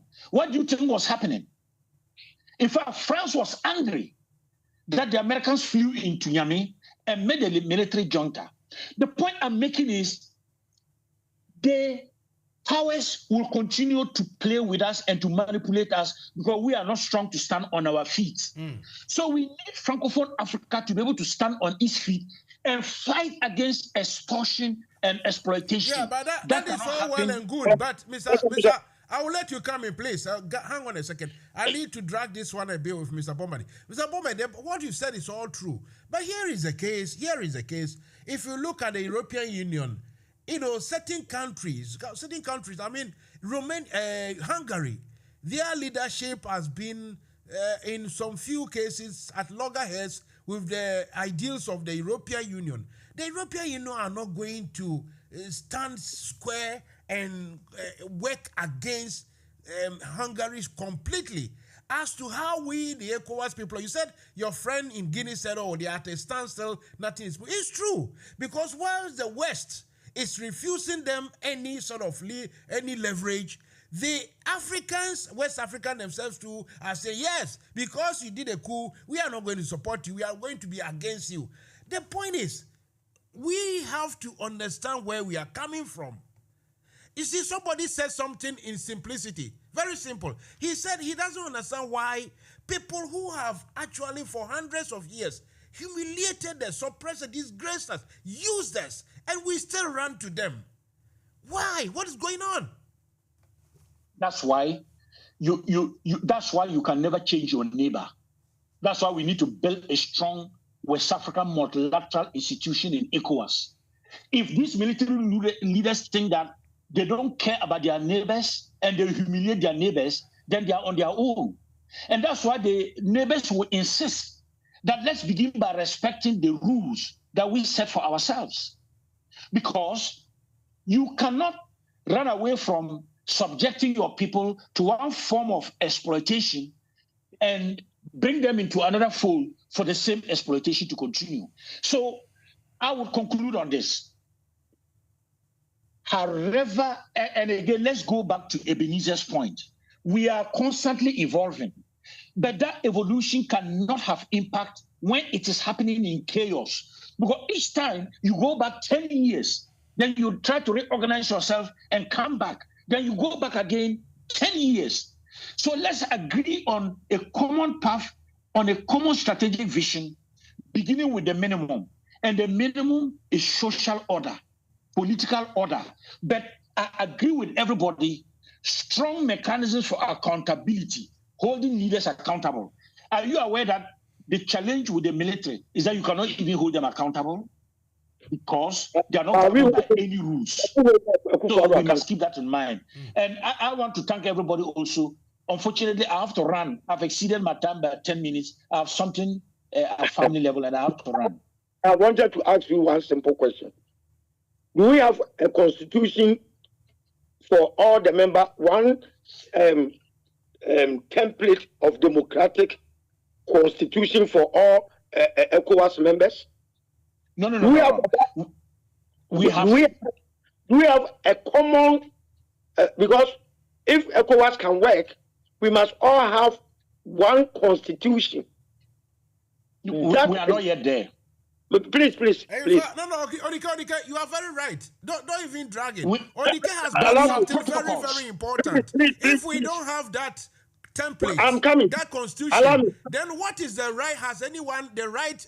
I'm thinking that. No, Odika. No. Odika, I don't want Musa, to. You are wrong. Your question is already clear. Musa, what right have we got to go and direct some people that you should follow this path or that? Yes. No, Musa, you do not get ODK's point. Why? ODK's point is one constitution. Yes. My response is we are working towards that. But we have treaties we've signed. In fact, next to my cabinet here, I can show you the protocols that my brother. And by the way, you are aware that East Africa, they are now discussing a federal constitution. Yes. I'm coming. They have merged with SADC. So we are the ones remaining behind. Why are we not considering the same? Because you said there are protocols. Those protocols does not explain, does not say that if, let's say, some people don't like the color of their government and they change it through whatever means, the rest will have to go against it, even by deploying sanctions and the rest. The whole point is, we are doing as we go. Let's say, we do it as we go. And now when it gets to a point, a group of people who claim to be so democratic say they are going to go to war. Listen, before you go, we have to discuss it. Do you think really we have to go to war to restore democracy in Niger? Just give me 1 minute. Sorry, I had to go off the video. Okay. These are the two binding treaties. This is the 2001 Protocol on Democracy and Good Governance. And this is the 1999 Protocol on the mechanism for conflict prevention, mechanism for conflict resolution. Allow him, please. Let me finish.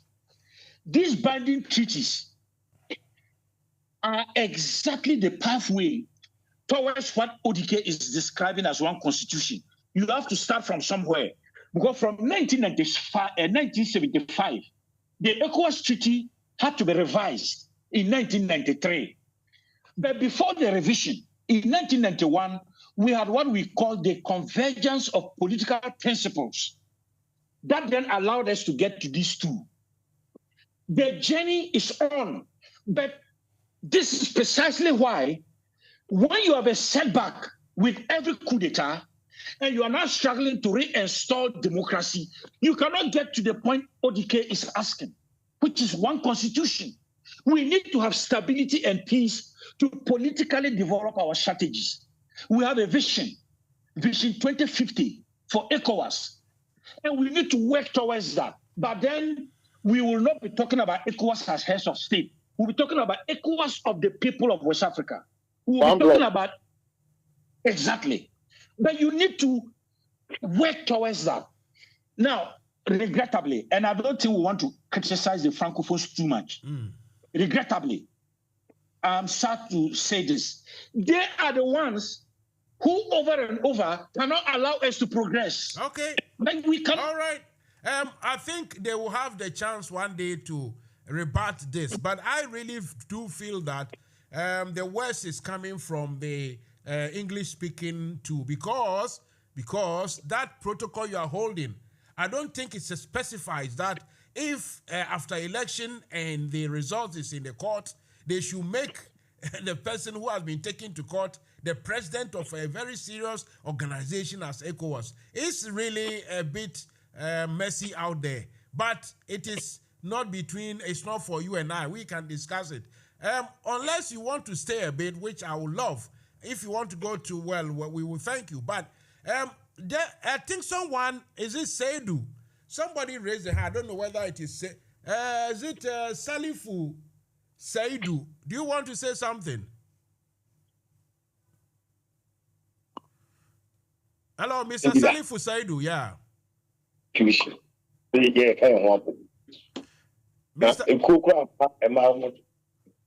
Hello, Mr. Salifu Saidu. Can you hear me? Are you ready to speak, Mr. Salifu Saidu? Well, I can't hear you. Maybe you've muted your microphone. Let me go to Joseph Nkrumah. Hello. Okay, Joseph Nkrumah is not ready. Akrasi Joseph Akrasi. Joseph Akrasi is calling from USA. You've been here for a while. I'm trying to get you to speak, but for some reason, your microphone is never switched on. Akrasi Joseph, hello. Salifu Saidu, hello.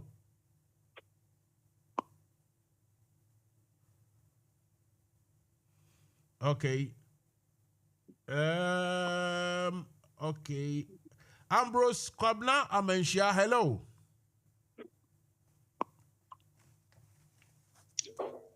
Hello, Mansa Musa. Yes, you've been listening to the show for a while. What has brought you? What do you want to ask or contribute? What do you want to add?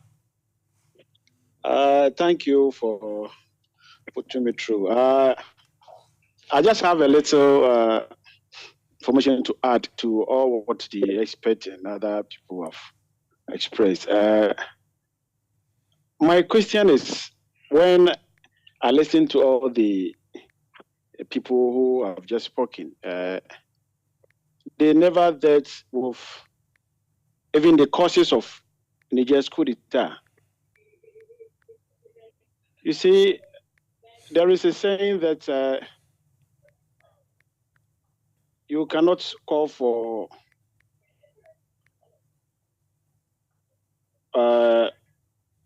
whatever without justice. And others were also complaining about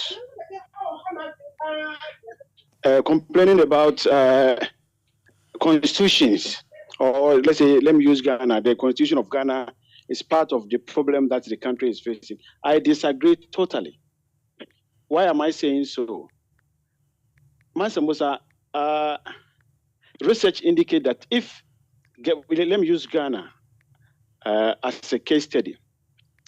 If we are able to observe or implement just 50% of our laws or our constitution, Ghana will not be the same. But because we fail to observe our own constitution, the laws or the constitution were made for Ghanaians, but Ghanaians are not observing the constitution. And I heard ODK complain about the government or the president of Ghana is wielding too much power, and that is what is causing all this mess in the country. I disagree. We have the various arms of government, and they serve as check and balances. For instance, let me give you one example. We do complain that the current government has gone in for too many loans. Most of the loans sought approval from the parliament. So if we have good institutions, parliament would have been able to come in and most of these. I need to come in and to clarify that parliament you are talking about included NDC and PP, and the NDC side did not oppose those loans, did they? Both of them. I'm speaking to I'm not talking about the majority or minority. Sure. I'm speaking to members of parliament in general. That's what I'm want saying to clarify. that they could have blocked most of these useless loans. If they did, we wouldn't have been here. The same applies to the judiciary. There are some cases that some individuals petition the court. However, the court failed to give judgment by considering the state. You see, let's use example issues about our birth certificate. How the judiciary rendered our birth certificate useless. So, in my view, if you have good leadership that is able to ensure that all these arms of government are able to at least execute more than 50% of their responsibilities, Ghana will not be here. We will move forward. And the mess that we are experiencing now from this current government, for instance, let me use this current government, I always attribute it to the parliament, both minority and majority. They have sat aloof to allow the president to use his power to corrupt the system or to corrupt the country. So my final point is that if you want Ghana to progress, one, we must find a way to ensure that our laws are enforced. Because if our laws are enforced, one, even sometimes the ordinary people like me, we fail to assert our rights. We can use our rights to stop the president from doing causing more or further harm to the country. Because one, we have the right, we have the democratic right to protest. We have the democratic right to do demonstrations to stop the government from any reckless conduct or any reckless activity. For instance, let me use community mining. That is destroying our forest cover, that is destroying our vegetation, that is destroying our water bodies. The country or the masses can stand up to the government or to the president that, no, we are not going to allow you to continue to destroy our forests. And once we go to the street, once we decide to stop all those community mining from the various communities, we will be able to stop the government from this mess. The same applies to other activities. But even we, the individuals, we don't even know our left from right. We don't know the power that we wield. Because the government, the president can decide, but the masses can oppose it. And the government has no right to continue. So that's all what I'll add. That if we are able to implement 50% of our constitution, Ghana will move forward. Mansa Musa. All right. Don't go. I have a question for him. Because he mentioned my name. My brother. How can his name is Dr. Ambrose Kwabna Amansia, so you can call him Ambrose. Ambrose, listen to me. The systems are not working because of excessive powers, and I say stand by it. Parliament, for example, president in our constitution, president is to appoint 50% of the ministers from parliament, and when in so doing, all the ministers becomes part and parcel of the executive. So they dash the back and call of the executive. If they oppose the president, they can be fired as a minister. And if the president goes down, the executive goes down with the ministers of state in parliament. So it is something like you scratch my back, I scratch your back. If you go to the the judiciary, the president appoints the chief justice and then promote justices, and the executive does the promotion of justices. You know what that means? The executive has infiltrated into the activities of the judiciary. The same applies to parliament. That is why this is two arms of government is not working. And the moment the president have an infiltration, it becomes part of the executive. For example, just like you asked of the loans, none of the loans has the president tabled before Parliament has been declined. It tells you that the president has so much influence in Parliament. Again, president has gone to the extent of appointing parliamentary minister for Parliament. You know what that means? So this constitution has crippled state institutions. It has made them a wing of the executive. So what we are witnessing now, if the 50% of the laws in Ghana are not working, it is not for nothing. Okay. Something, it's not for nothing. So, let's go for. I'll come back to you. For you, I'm running the program with you all night because you are my main guest. The rest, all of us are supporting cast. We are also very important, though. Anyway, Mr. Joseph Nkrumah, your hand is up. Hello. Hello, Mansa Musa. Yes, Joe, let's go. Yeah, good evening to you and good evening to everybody on board. It's an honor to be given this opportunity to speak amongst very learned people here. I would want to begin with Dr. Ambrose.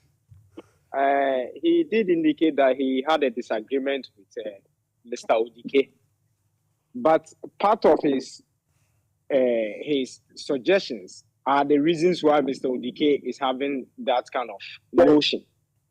Because he did indicate that if the judiciary was good or the judiciary stood its ground. But I think it is stemming from Mr. Odike's argument is stemming from the fact that the president appoints the Chief Justice, and that is why the Chief Justice is playing to the cast of the president.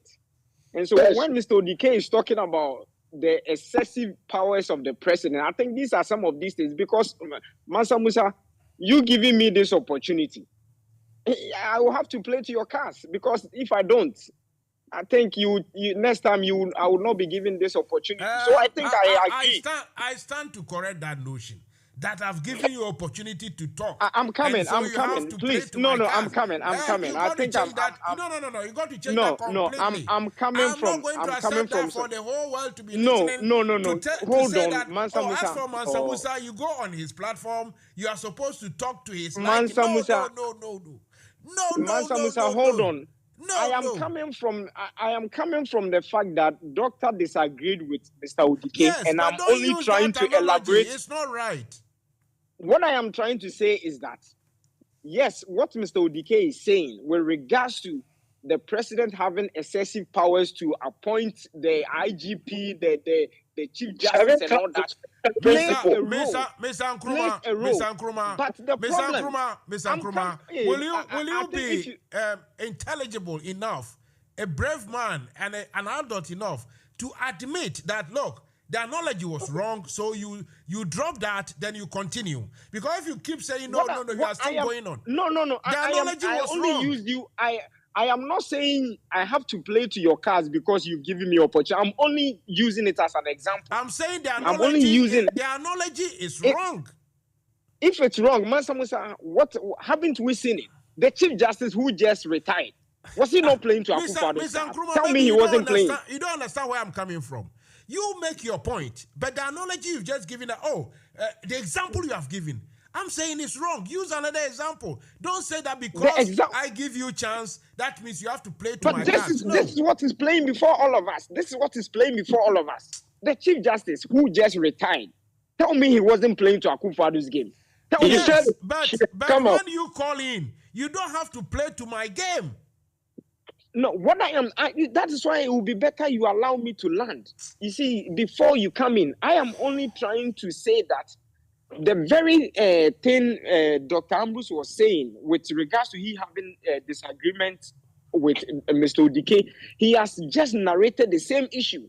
That Mr. Odike is saying that the president has too much powers. And for that matter, it is better we strip some powers off him so that institutions can work.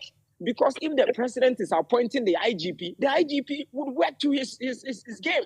The Chief Justice would work, and that is why the other arms of government are not working. Yes. This is where my bat is. This is where my bat is. Okay. The problem with us as a Ghana. Let Mr. Salifu come in. Is it Saidu? No, Mr. let me Saidu, your finish. hand is Mansa up. Musa, I haven't finished. I know you haven't. Then No, it's listen, round the Oh, button conversation. you see- listen. No. Mansa It's Musa, a round it conversation. will be better you I will make come it. back No, to listen. you. I will come back to you. The argument I'm making, I am not only coming to. The moment this guy finish, I'll Oh. come back to you. Don't worry. If I don't finish Hello, my Mansa statement, Musa. it will be in a form of ambiguity. It will No, be in a there form. won't be That is why it will be ambiguity. better for Believe me. me, I will let you speak. I want to take a view from Saidu. Hello, Mansa Musa. Yes. Good evening, and then thank you for this opportunity. Quickly, you see, I didn't join this program early, but from the little I have heard, okay, with our laws in Ghana, it's not about even those who even implement, but the law enforcement agencies are even the problem. We have the laws, courts will even pass rulings, but there are no people to even enforce the laws. The law enforcement agencies are even the more problems we have in Ghana. You can pass a law, but if the law is not being put into action, it's not going to work. Yes. I see. It's not going to work. Today we have people dying over there in Boku, but there's a ruling even in Supreme Court. There's a ruling from Supreme Court. A sitting chief from a village will violate the ruling of a Supreme Court. Nobody is going to talk about it. A judge will pass a warrant for a chief to be arrested. That chief cannot be arrested because the chief has a son who is also in government. These things all are affected. It's not our only parliament. It's everywhere in Ghana. It's everywhere in Ghana. Can you imagine a whole day? Saidu, can you identify yourself? This is the first time. Where are you calling from? I'm calling from Milton Keynes, please. Very good. The point is, in general, you say you have not been here for long. In general, the politics, the democracy as we are practicing, it's not really... Mansa Musa, you see, you didn't let me land. You it's allow not someone to come benefiting in. the people. Nkrumah, please, I will come to you. I know what I'm doing. Please. The democracy is not benefiting people, is it? Yes.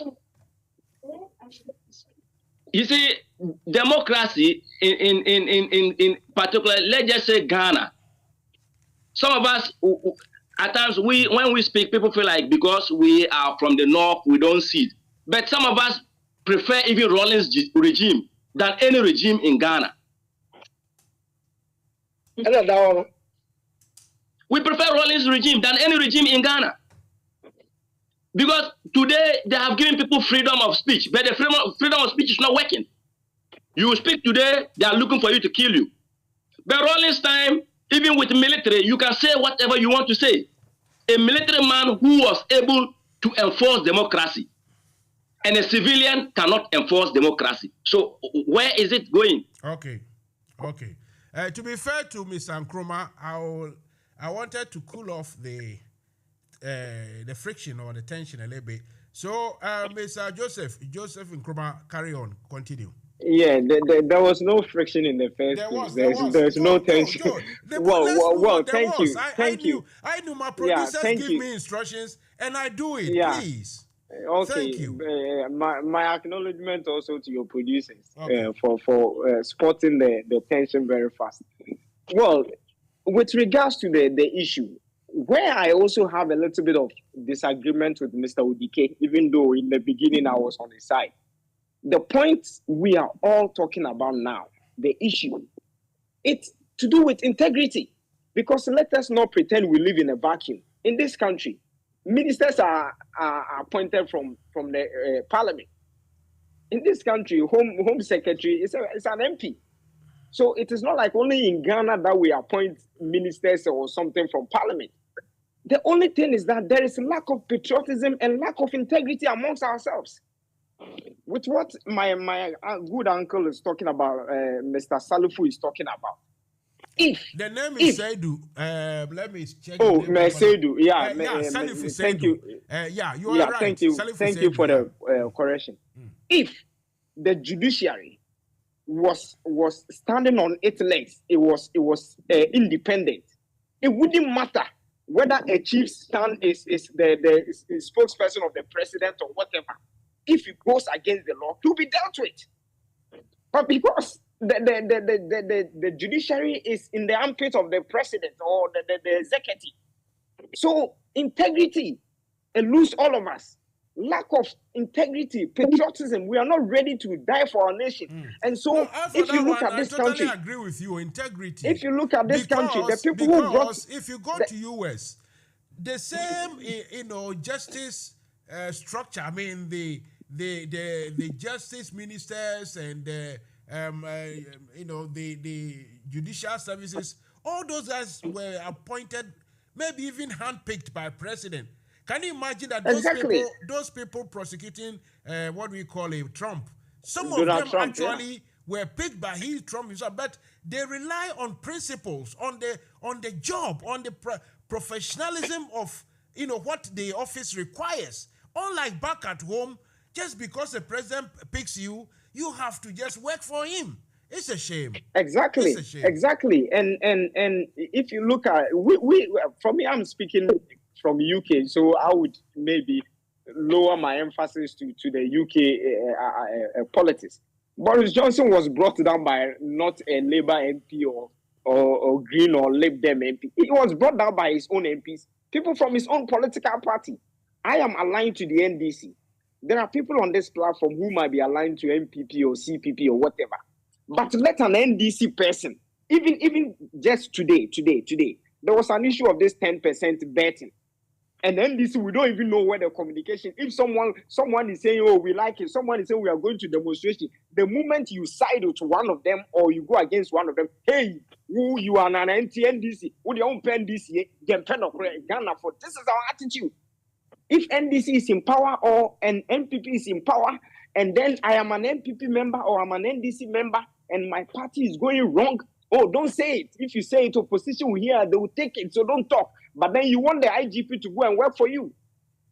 In your own party, you don't want to condemn your own party. But what I am saying, I totally agree with you. Because today, I had one of the worst contribution from Ablakwa. I wrote to him, I wrote to Randy. Unfortunately, Randy didn't read it on air. But I presented to him that his comments, his opinion, or suggestions were wrong, and wrong. And anytime I meet him, I'll tell him it's wrong. Anyway, for those of you, apart from Odike, all of you, if you want to say something, raise your hand. I don't want to be looked as if I'm giving, favoritism to anybody. So if you raise your hand, I call you. Otherwise, if you know what I mean. Anyway, let me go to Mr. Who has not spoken for a long time. Let me try Mr. Cressy again. He's still here. But I don't know whether his microphone is working or not. Cressy from USA. Can you hear me? If not, let me speak for Cressy. Mr. Cressy, can you hear me?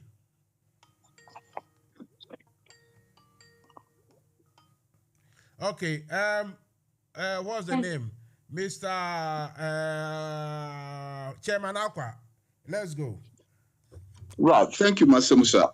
Mansa Musa, before you go on, let me introduce this guy. 7950, hello. Hello? 7950, hello. Hello, Mansa Musa. Is it possible or impossible to go on Zoom? I can't do it at the moment where I am. You cannot? No. Okay. If that is the problem, then I'll give you the chance to speak quickly so that those on the Zoom. All right. So quickly, okay. Please. Yeah. Okay. Thank you very much. Mansa Musa, it is true that we need to do something about our constitution. Because if for nothing at all, we've used it close to about 3 decades. But I also completely disagree with people when they say every problem that we are having in the country is caused by the constitution. Did anyone say that every problem? Hello. Well, this debate has come up.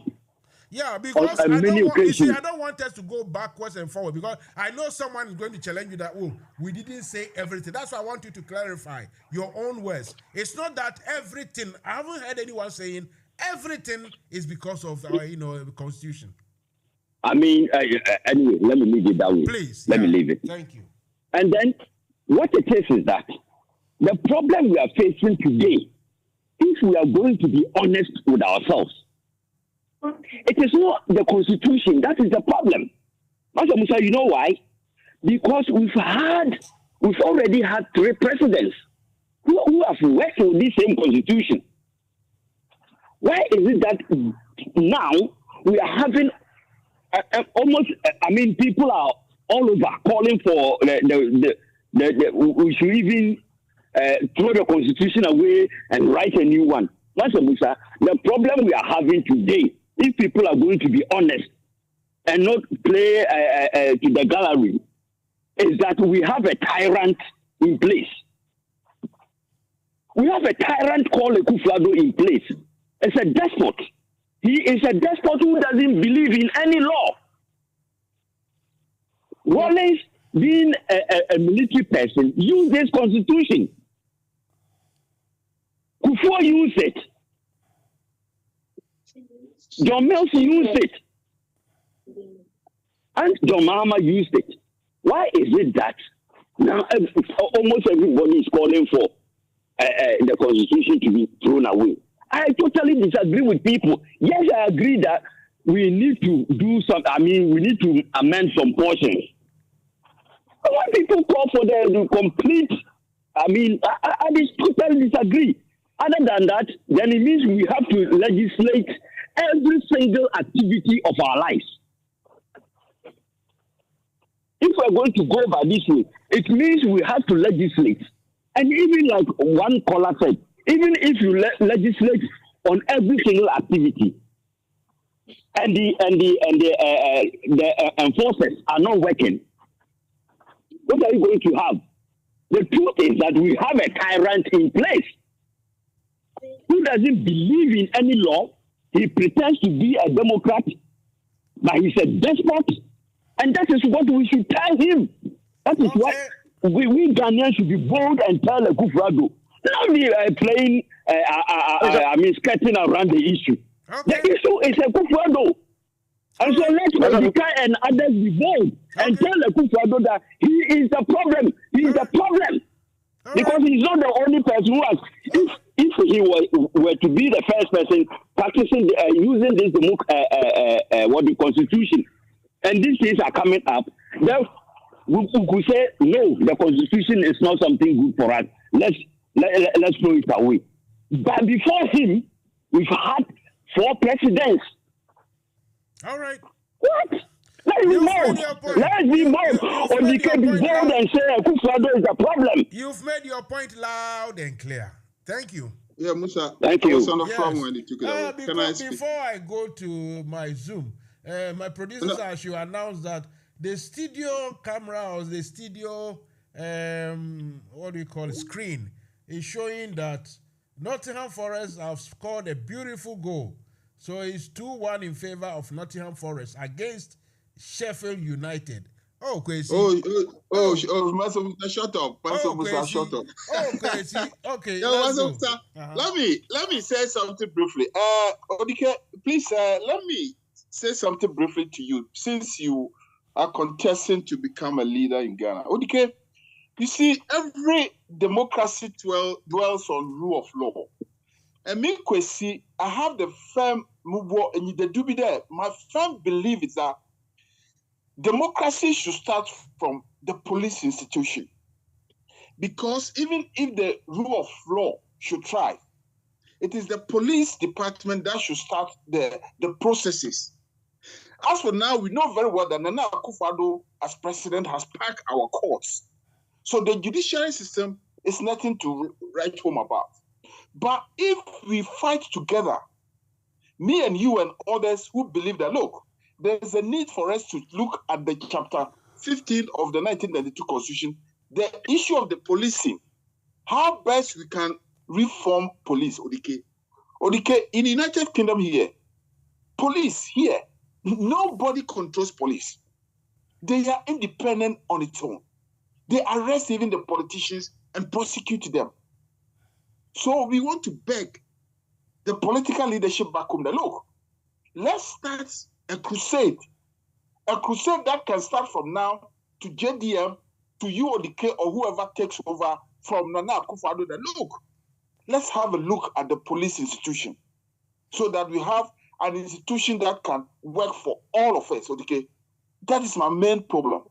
So that's all what I'll say for now on the issue of the problems you are facing in our democracy. Odike, Thank you listen. so much. Odike, I will count. No, Odike, don't answer questions one by one. You are my main guest. Please wait.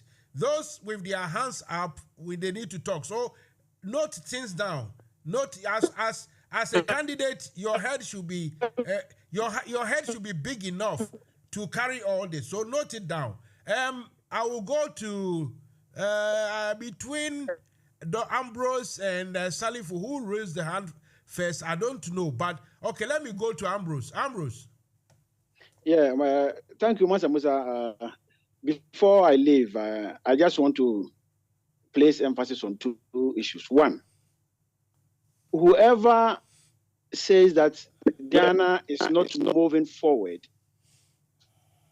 because of our constitution, I term it as mediocrity. Secondly, Mansa Musa, in the world that we live, appointments should be made on merit. And once you are appointed by whether the president or whoever, you are supposed to be there and utilize your expertise in the field. You should not be a poodle. Okay? Let me use one example before I step down.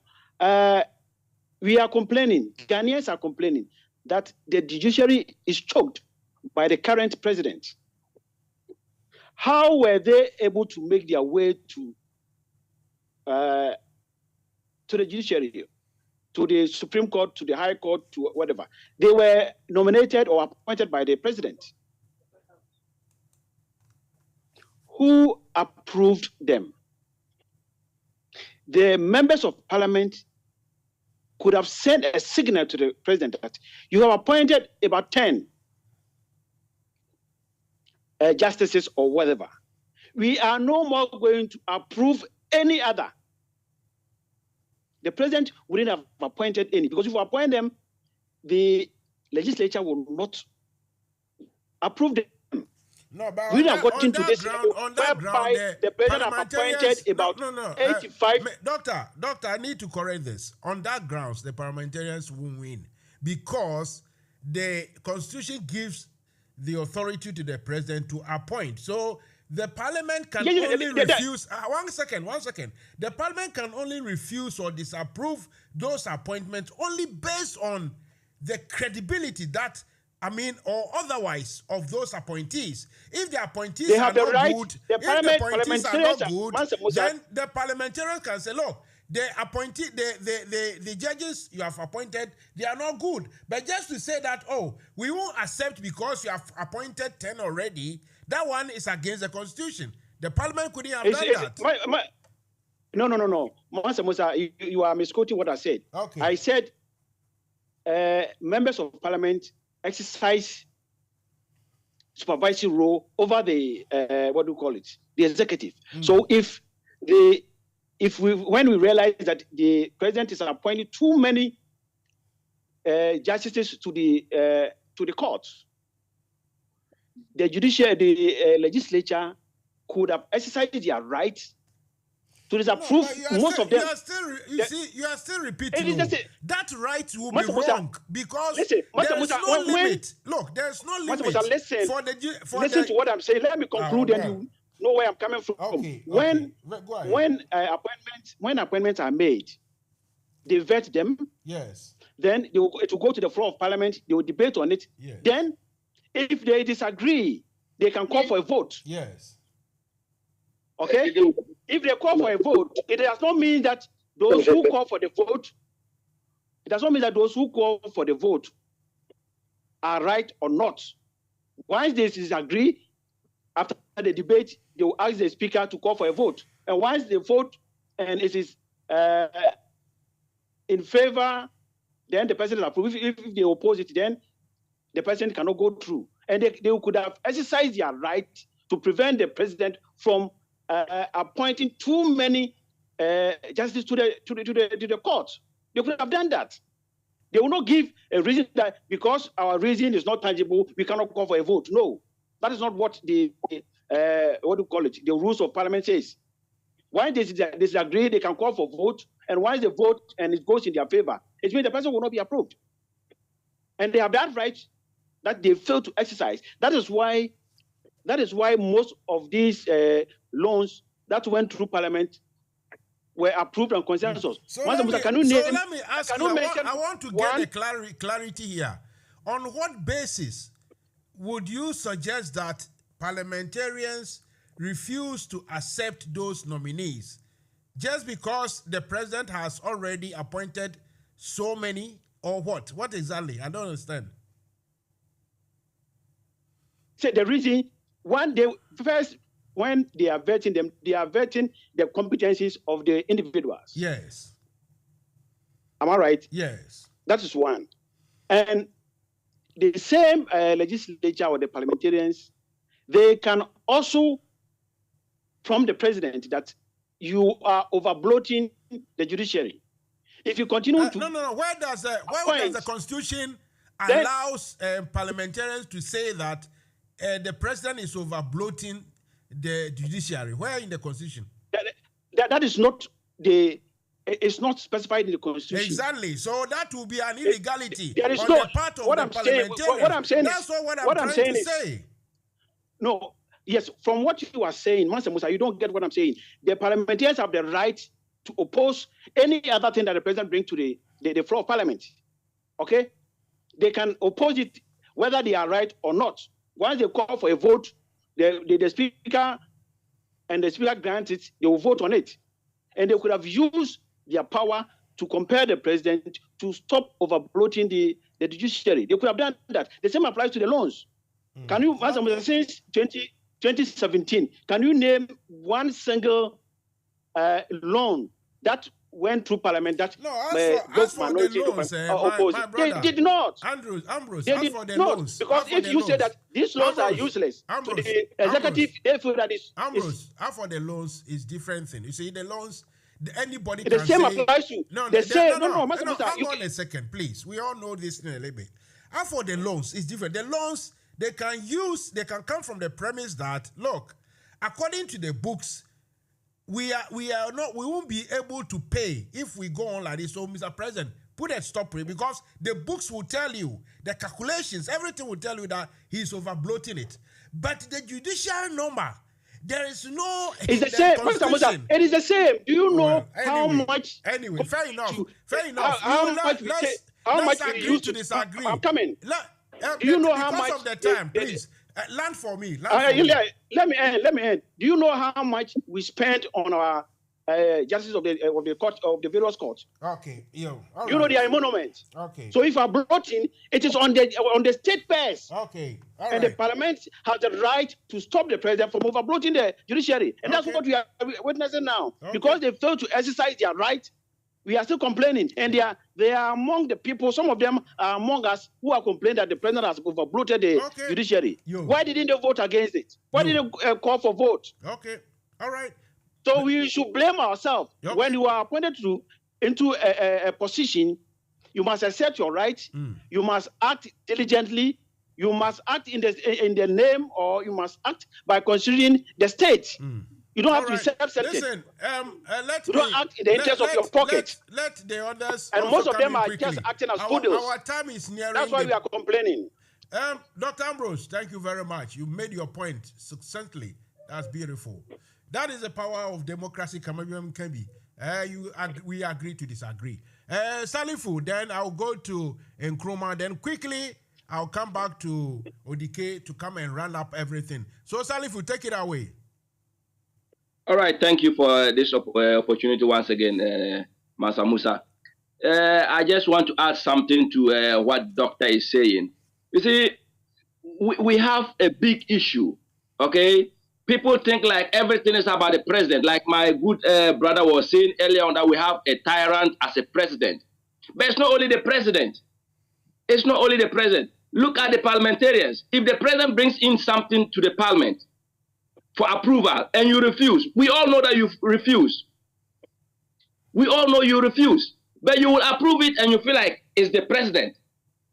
That is not the president, it's the whole parliament. And also just look, today, I want us to look at this thing. Look, with the current parliamentarians we have, I wish Ghanaians will rethink and stop voting that this is NDC majority area and hold parliamentarians accountable. Yes. Hold parliamentarians accountable, and let's forget about this is NDC stronghold, this is MPP stronghold. That is what is making the parliamentarians not to work. And they only think about themselves. They make money out of us. It is we, the taxpayers' money that they spend. At the end of the day, they'll bring something to parliament. NDC parliamentarians, we know that no, let's kick against this. But they will come together with the same MPP parliamentarians. They will approve and then they will come and sit with us again. So it's basically parliament is not doing anything to work in the interest of Ghanaians. They are working in the interest of their own pocket. Thank you. So we should not only blame the president, but we should blame and also let Ghanaians know that, look, let's put this stronghold things aside and vote based on merit. We cannot put it, exactly for I tell you, we cannot put it aside though. The stronghold things, it's part of the show. Anyway, listen, thank you very much. What I want you to do tomorrow, if you have time, watch a repeat of this morning, Good Morning Ghana with Randy Abbey. I said earlier on that Mr. Ablakwa came on to suggest something when they were talking about the export of nurses abroad, sending nurses abroad and the rest. The position of Mr. Ablakwa, I totally disagree or disagreed with him. Perhaps I'm wrong. If you watch a tomorrow program, you may come and discuss it. If you agree with me that we disagree with Ablakwa or you think Ablakwa is right, tomorrow we'll discuss. For now, though, let me go to Mr. Odike. Odike? Yeah, Mansa Musa. My hand was up. Who is that? Joe. Okay, Joe, I'll give you 1 minute. Make your point. Yeah, you earlier indicated that me before Mr. Odike, so I was a bit surprised. Anyway, okay, fair enough. Yeah. Yeah. Thank you once again. You see, like my brother was saying, democracy has always presented us with this argument of who is closer to us, who is in our stronghold. We align to this politics. That is what democracy has been. Only to better those in power and make them more powerful. That is the democracy. But for me, I feel if we are to have this conversation of our democracy moving forward, we need to identify whose democracy it is that we are practicing.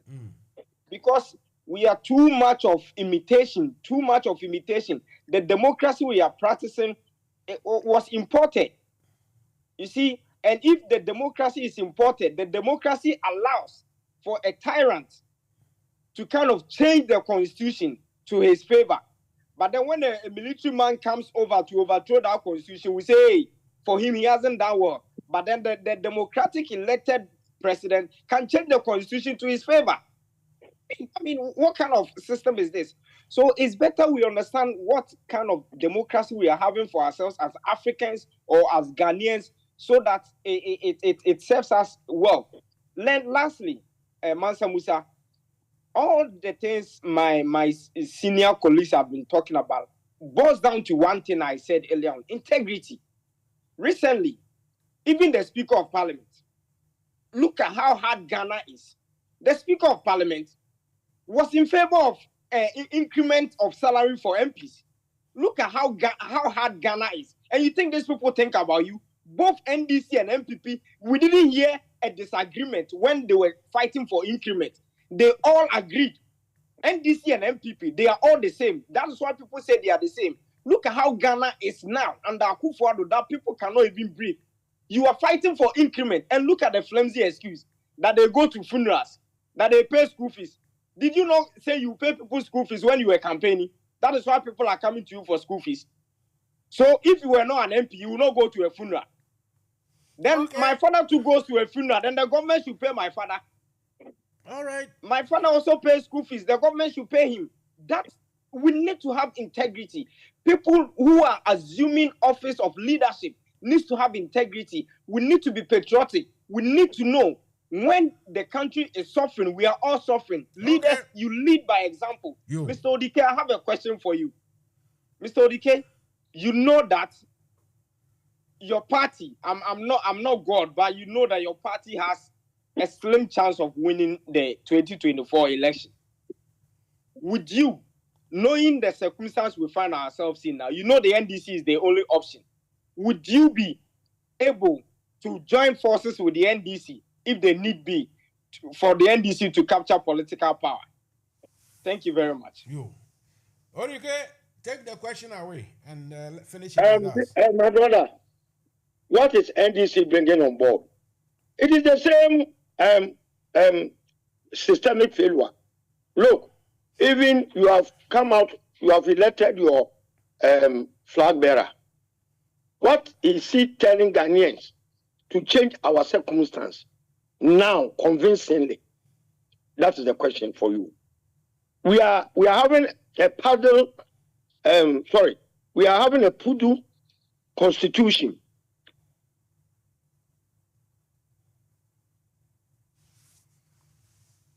Hello, Odike. Odike, you gone quiet too. Someone told me that he wanted to join, but there is doomsaw at his area. I don't know which area is that, but from what I'm seeing, looks as if something catastrophic has hit Odike. Maybe the question put to him, maybe somebody somewhere doesn't like the answer. So they have they have gone to sabotage Odike. I'm sure I see. Okay. So yeah. Odike, if you are gonna come in. If not, I will give the chance to Mr. Salif Usaidu to chat us up. Salif, can you hear me?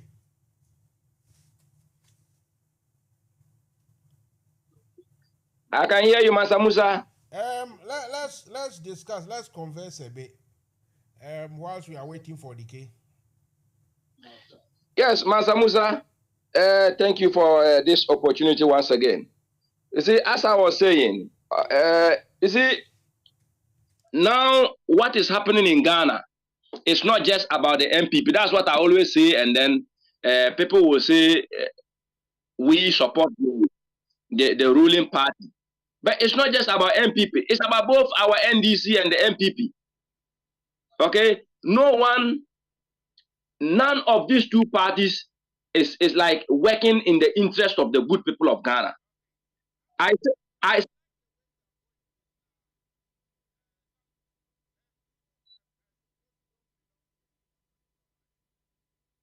belong to a party.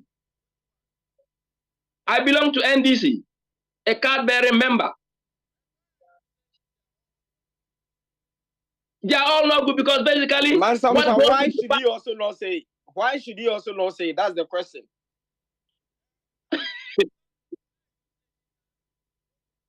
Because we have seen instances, okay? We have seen instances where NDC parliamentarians could reject a particular item in parliament, but they approve it.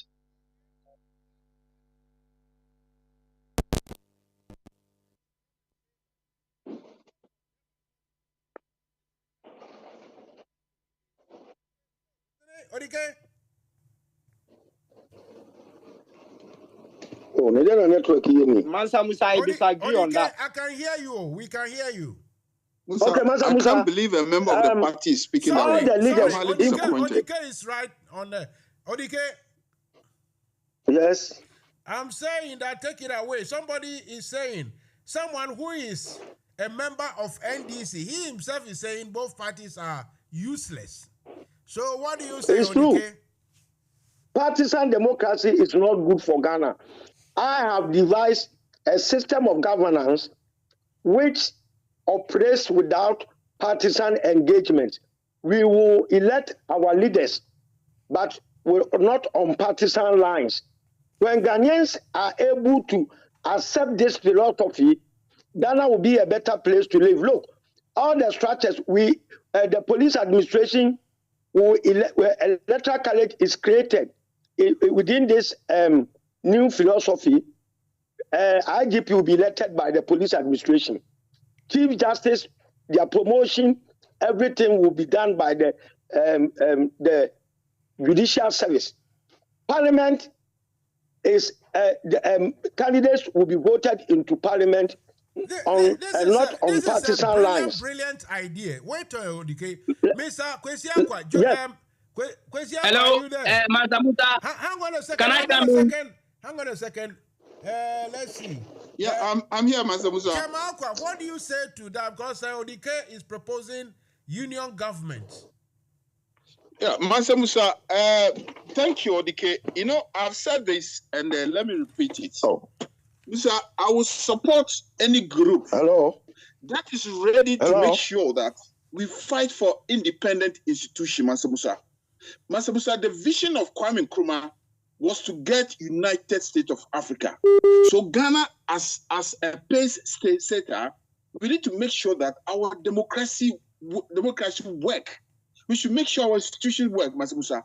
So any group, each day, that they will say that, Kwesi, we are in for independent institution, Musa. I bet my last dollar, I'll support that candidate. That is assurance you have for me.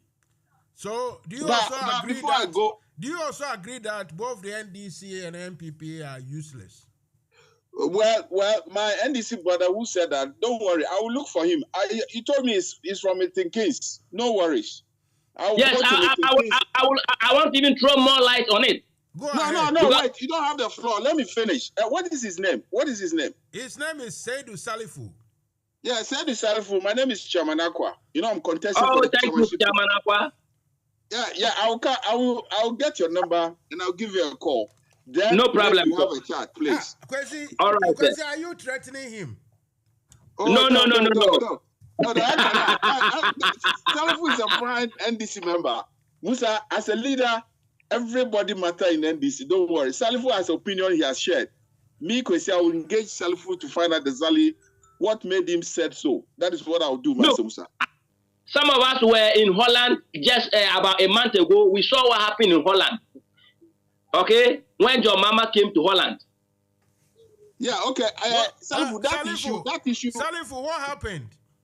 No, Mansa Musa, can I interject? I won't talk about it. No, Salifou, don't go there. Mansa Musa, let me interject. No.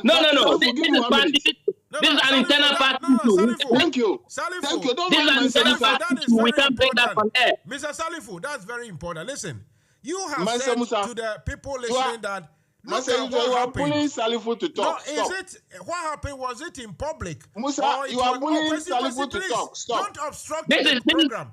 This is an internal party issue we need to address ourselves. Hang on. Was it in public or it was in private?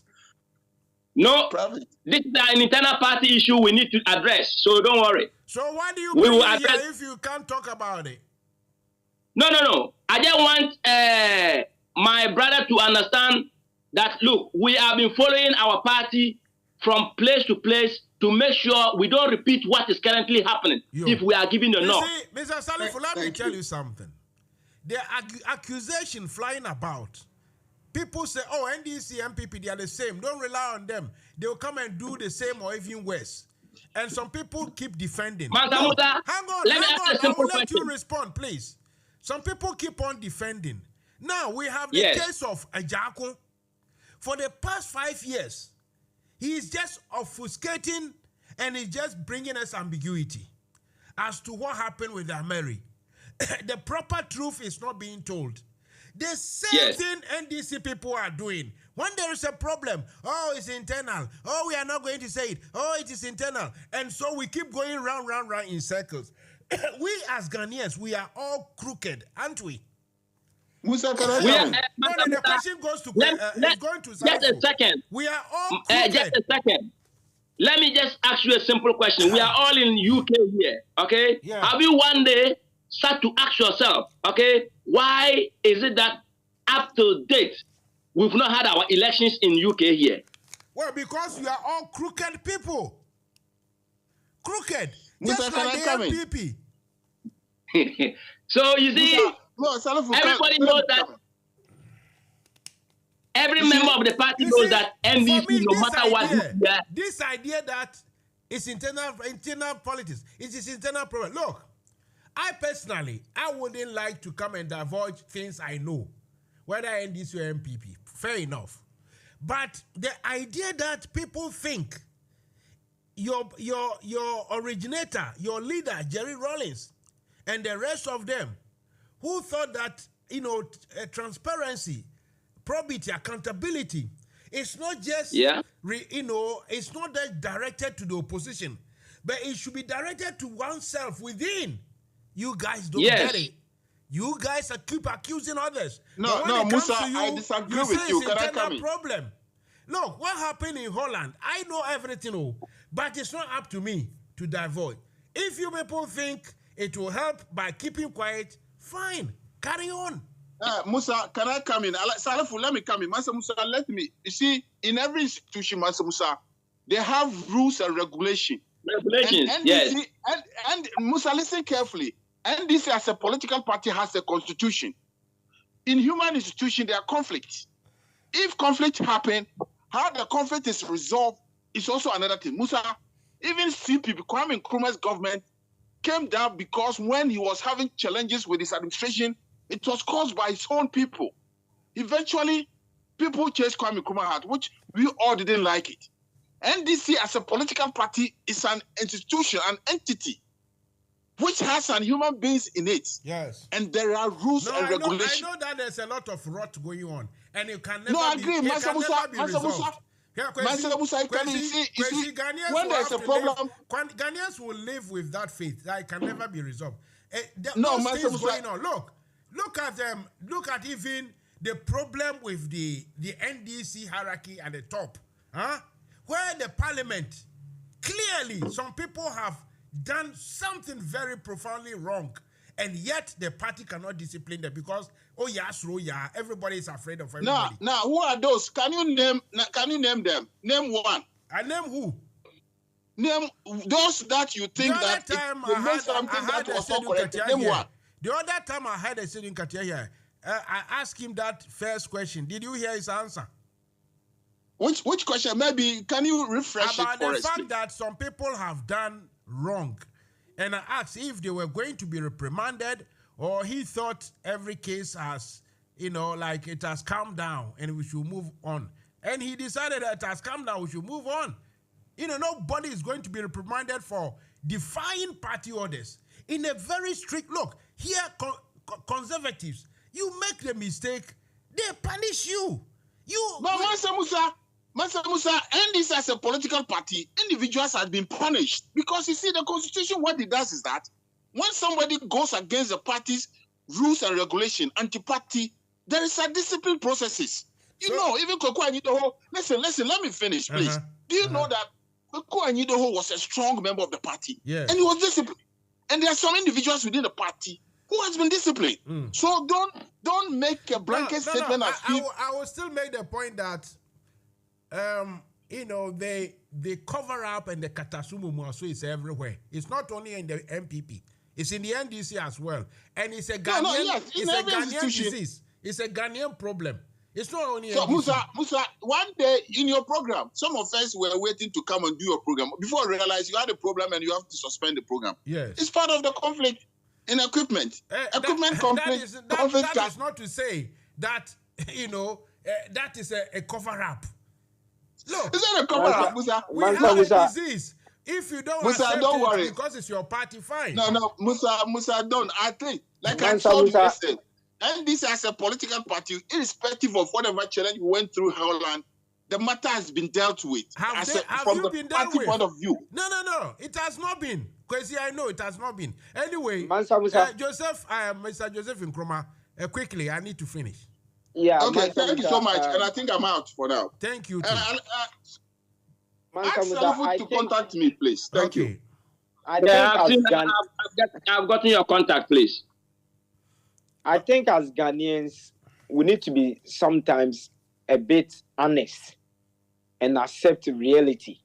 Because look, we cannot be pushing accountability, transparency, and all this on the neck of the ruling government, and those in opposition think that for them they are untouchable. In as much as I do not probably agree with my brother, but what he said is true. Look, Mansa Musa Chairman Akwa is an NDC member. He's vying to be the chairman, NDC chapter chairman here. He cannot tell me that he doesn't have a disagreement with some of the activities of NDC MPs in parliament. He cannot say that. He cannot say that. And these are the things that boils up, and some of us will say they are all the same. Because Mansa Musa, I cannot understand why, like the doctor was saying, why when we have been making all the noise, the government is bloated, we went there, accept Katie Hammond, who said all Ghanaians' hairs, youth, their hairs are like coconuts and all that. We went there to approve them. Apart from the insult and all that, we went there. Nobody raised any objection. They just approved them. So if we are talking, look, nobody wants to point the left finger to his father's house or whatever they call it. But the point is, if we are not honest, if we don't first look in the mirror and correct the errors in our faces, we have no moral right to be condemning the MPP. We have no moral right, because on what basis should I go and tell the floating voter to vote for the NDC if the NDC is the same party doing business with the MPP? What right do I have to tell somebody to say push the MPP out? We heard how NDC was doing business with the MPP. People like Pablo, people like Muntaka, Haruna Idusu, we heard all of them. How they were doing business, heavy business with the MPP. And we want to sit down here and say nothing is happening. Oh, nothing is happening. NDC is a holy party. We are not holy. Yes, I agree. NDC in government is far better than MPP in government. But there are equally evil people in our party. More evil than Sedon. Me, I'm saying, look, Mansa Musa, just wait. Let NDC come to power. Some people will Kole Lagoon to their relatives. NDC people, they will Kole Lagoon to their relatives. Some people have planned their will already. And these are the things, if we don't speak out now and expose them now, this is what is going to go on. Because look, for me, I am not looking at NDC coming to power for me to make 100 billion. I am looking at NDC coming to power so that my brother in Ghana, my cousin in Ghana will have a job to do and will not call me to send him £10. Will not call me for me to pay his school fees. Will not call me to demand for a phone. That he can work and buy his own phone. This is what I'm looking for. I do not want to be a minister or a DC or whatever. I am only looking for a Ghana that is working, that everybody has an opportunity. But if we sit down here think that... You see, what you have said, there's not much to challenge. Look, listen to this. Oh. He said, please, my name is so and so and so. Please. Please, the other day, I was expecting your call, but you did not call me.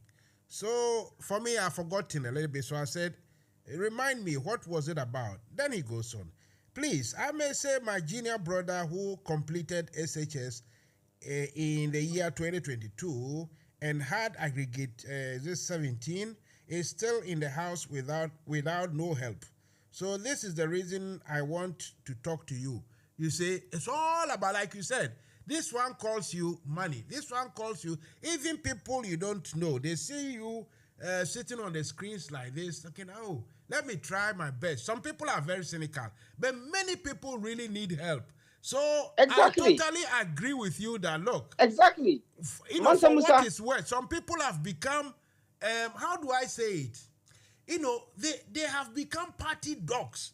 For them, whatever is at the opposition end, it's all terrible. But when it comes to their own, oh, it's an internal matter. Oh, we'll deal with it. It's an internal matter. You see, I want to end here. Look, somebody like Okujato Ablakwa, someone I have dreamt of that probably within the next 8 or so years, he might be a vice president or something like that.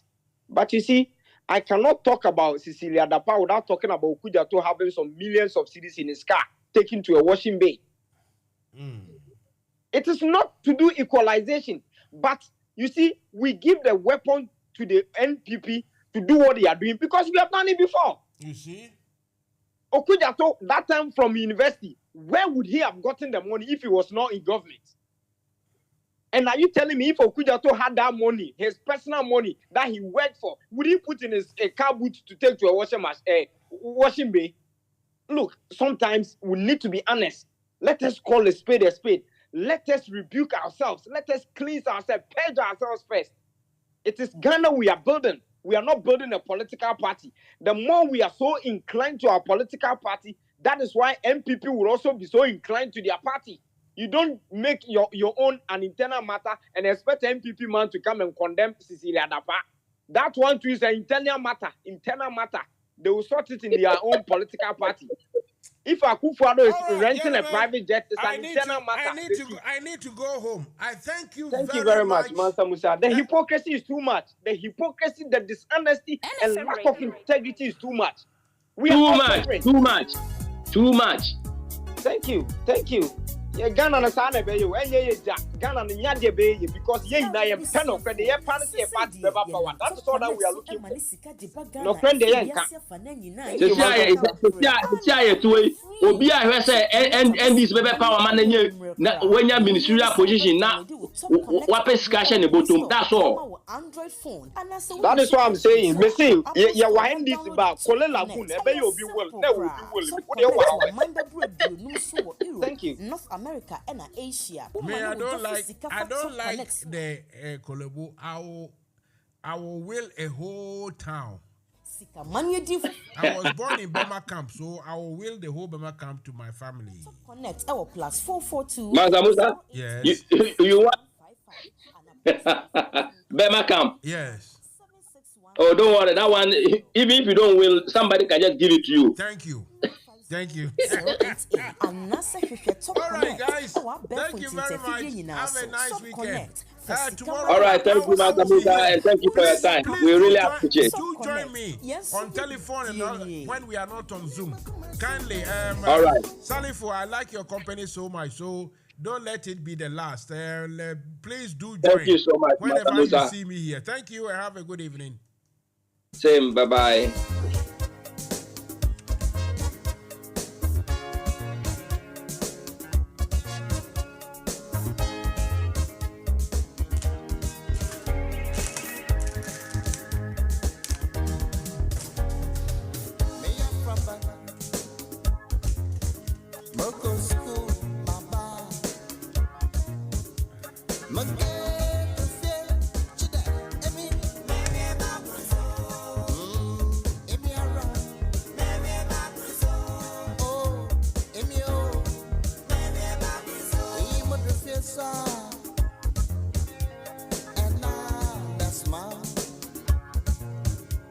NFM Radio.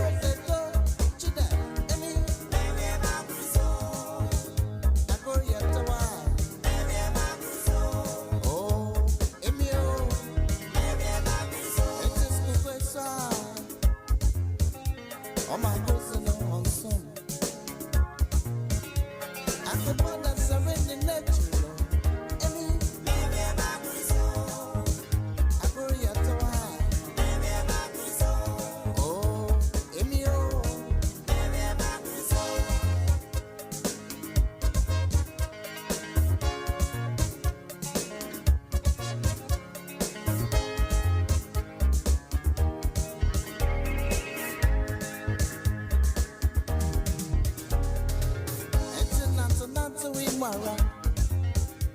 Makesha, Amasewa, Oba Fefe.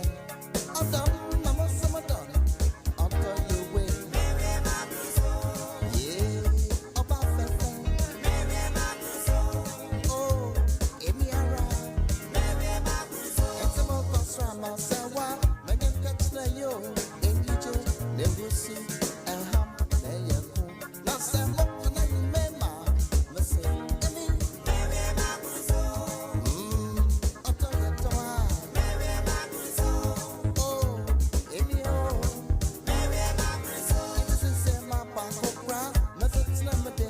Mono mebwa, mo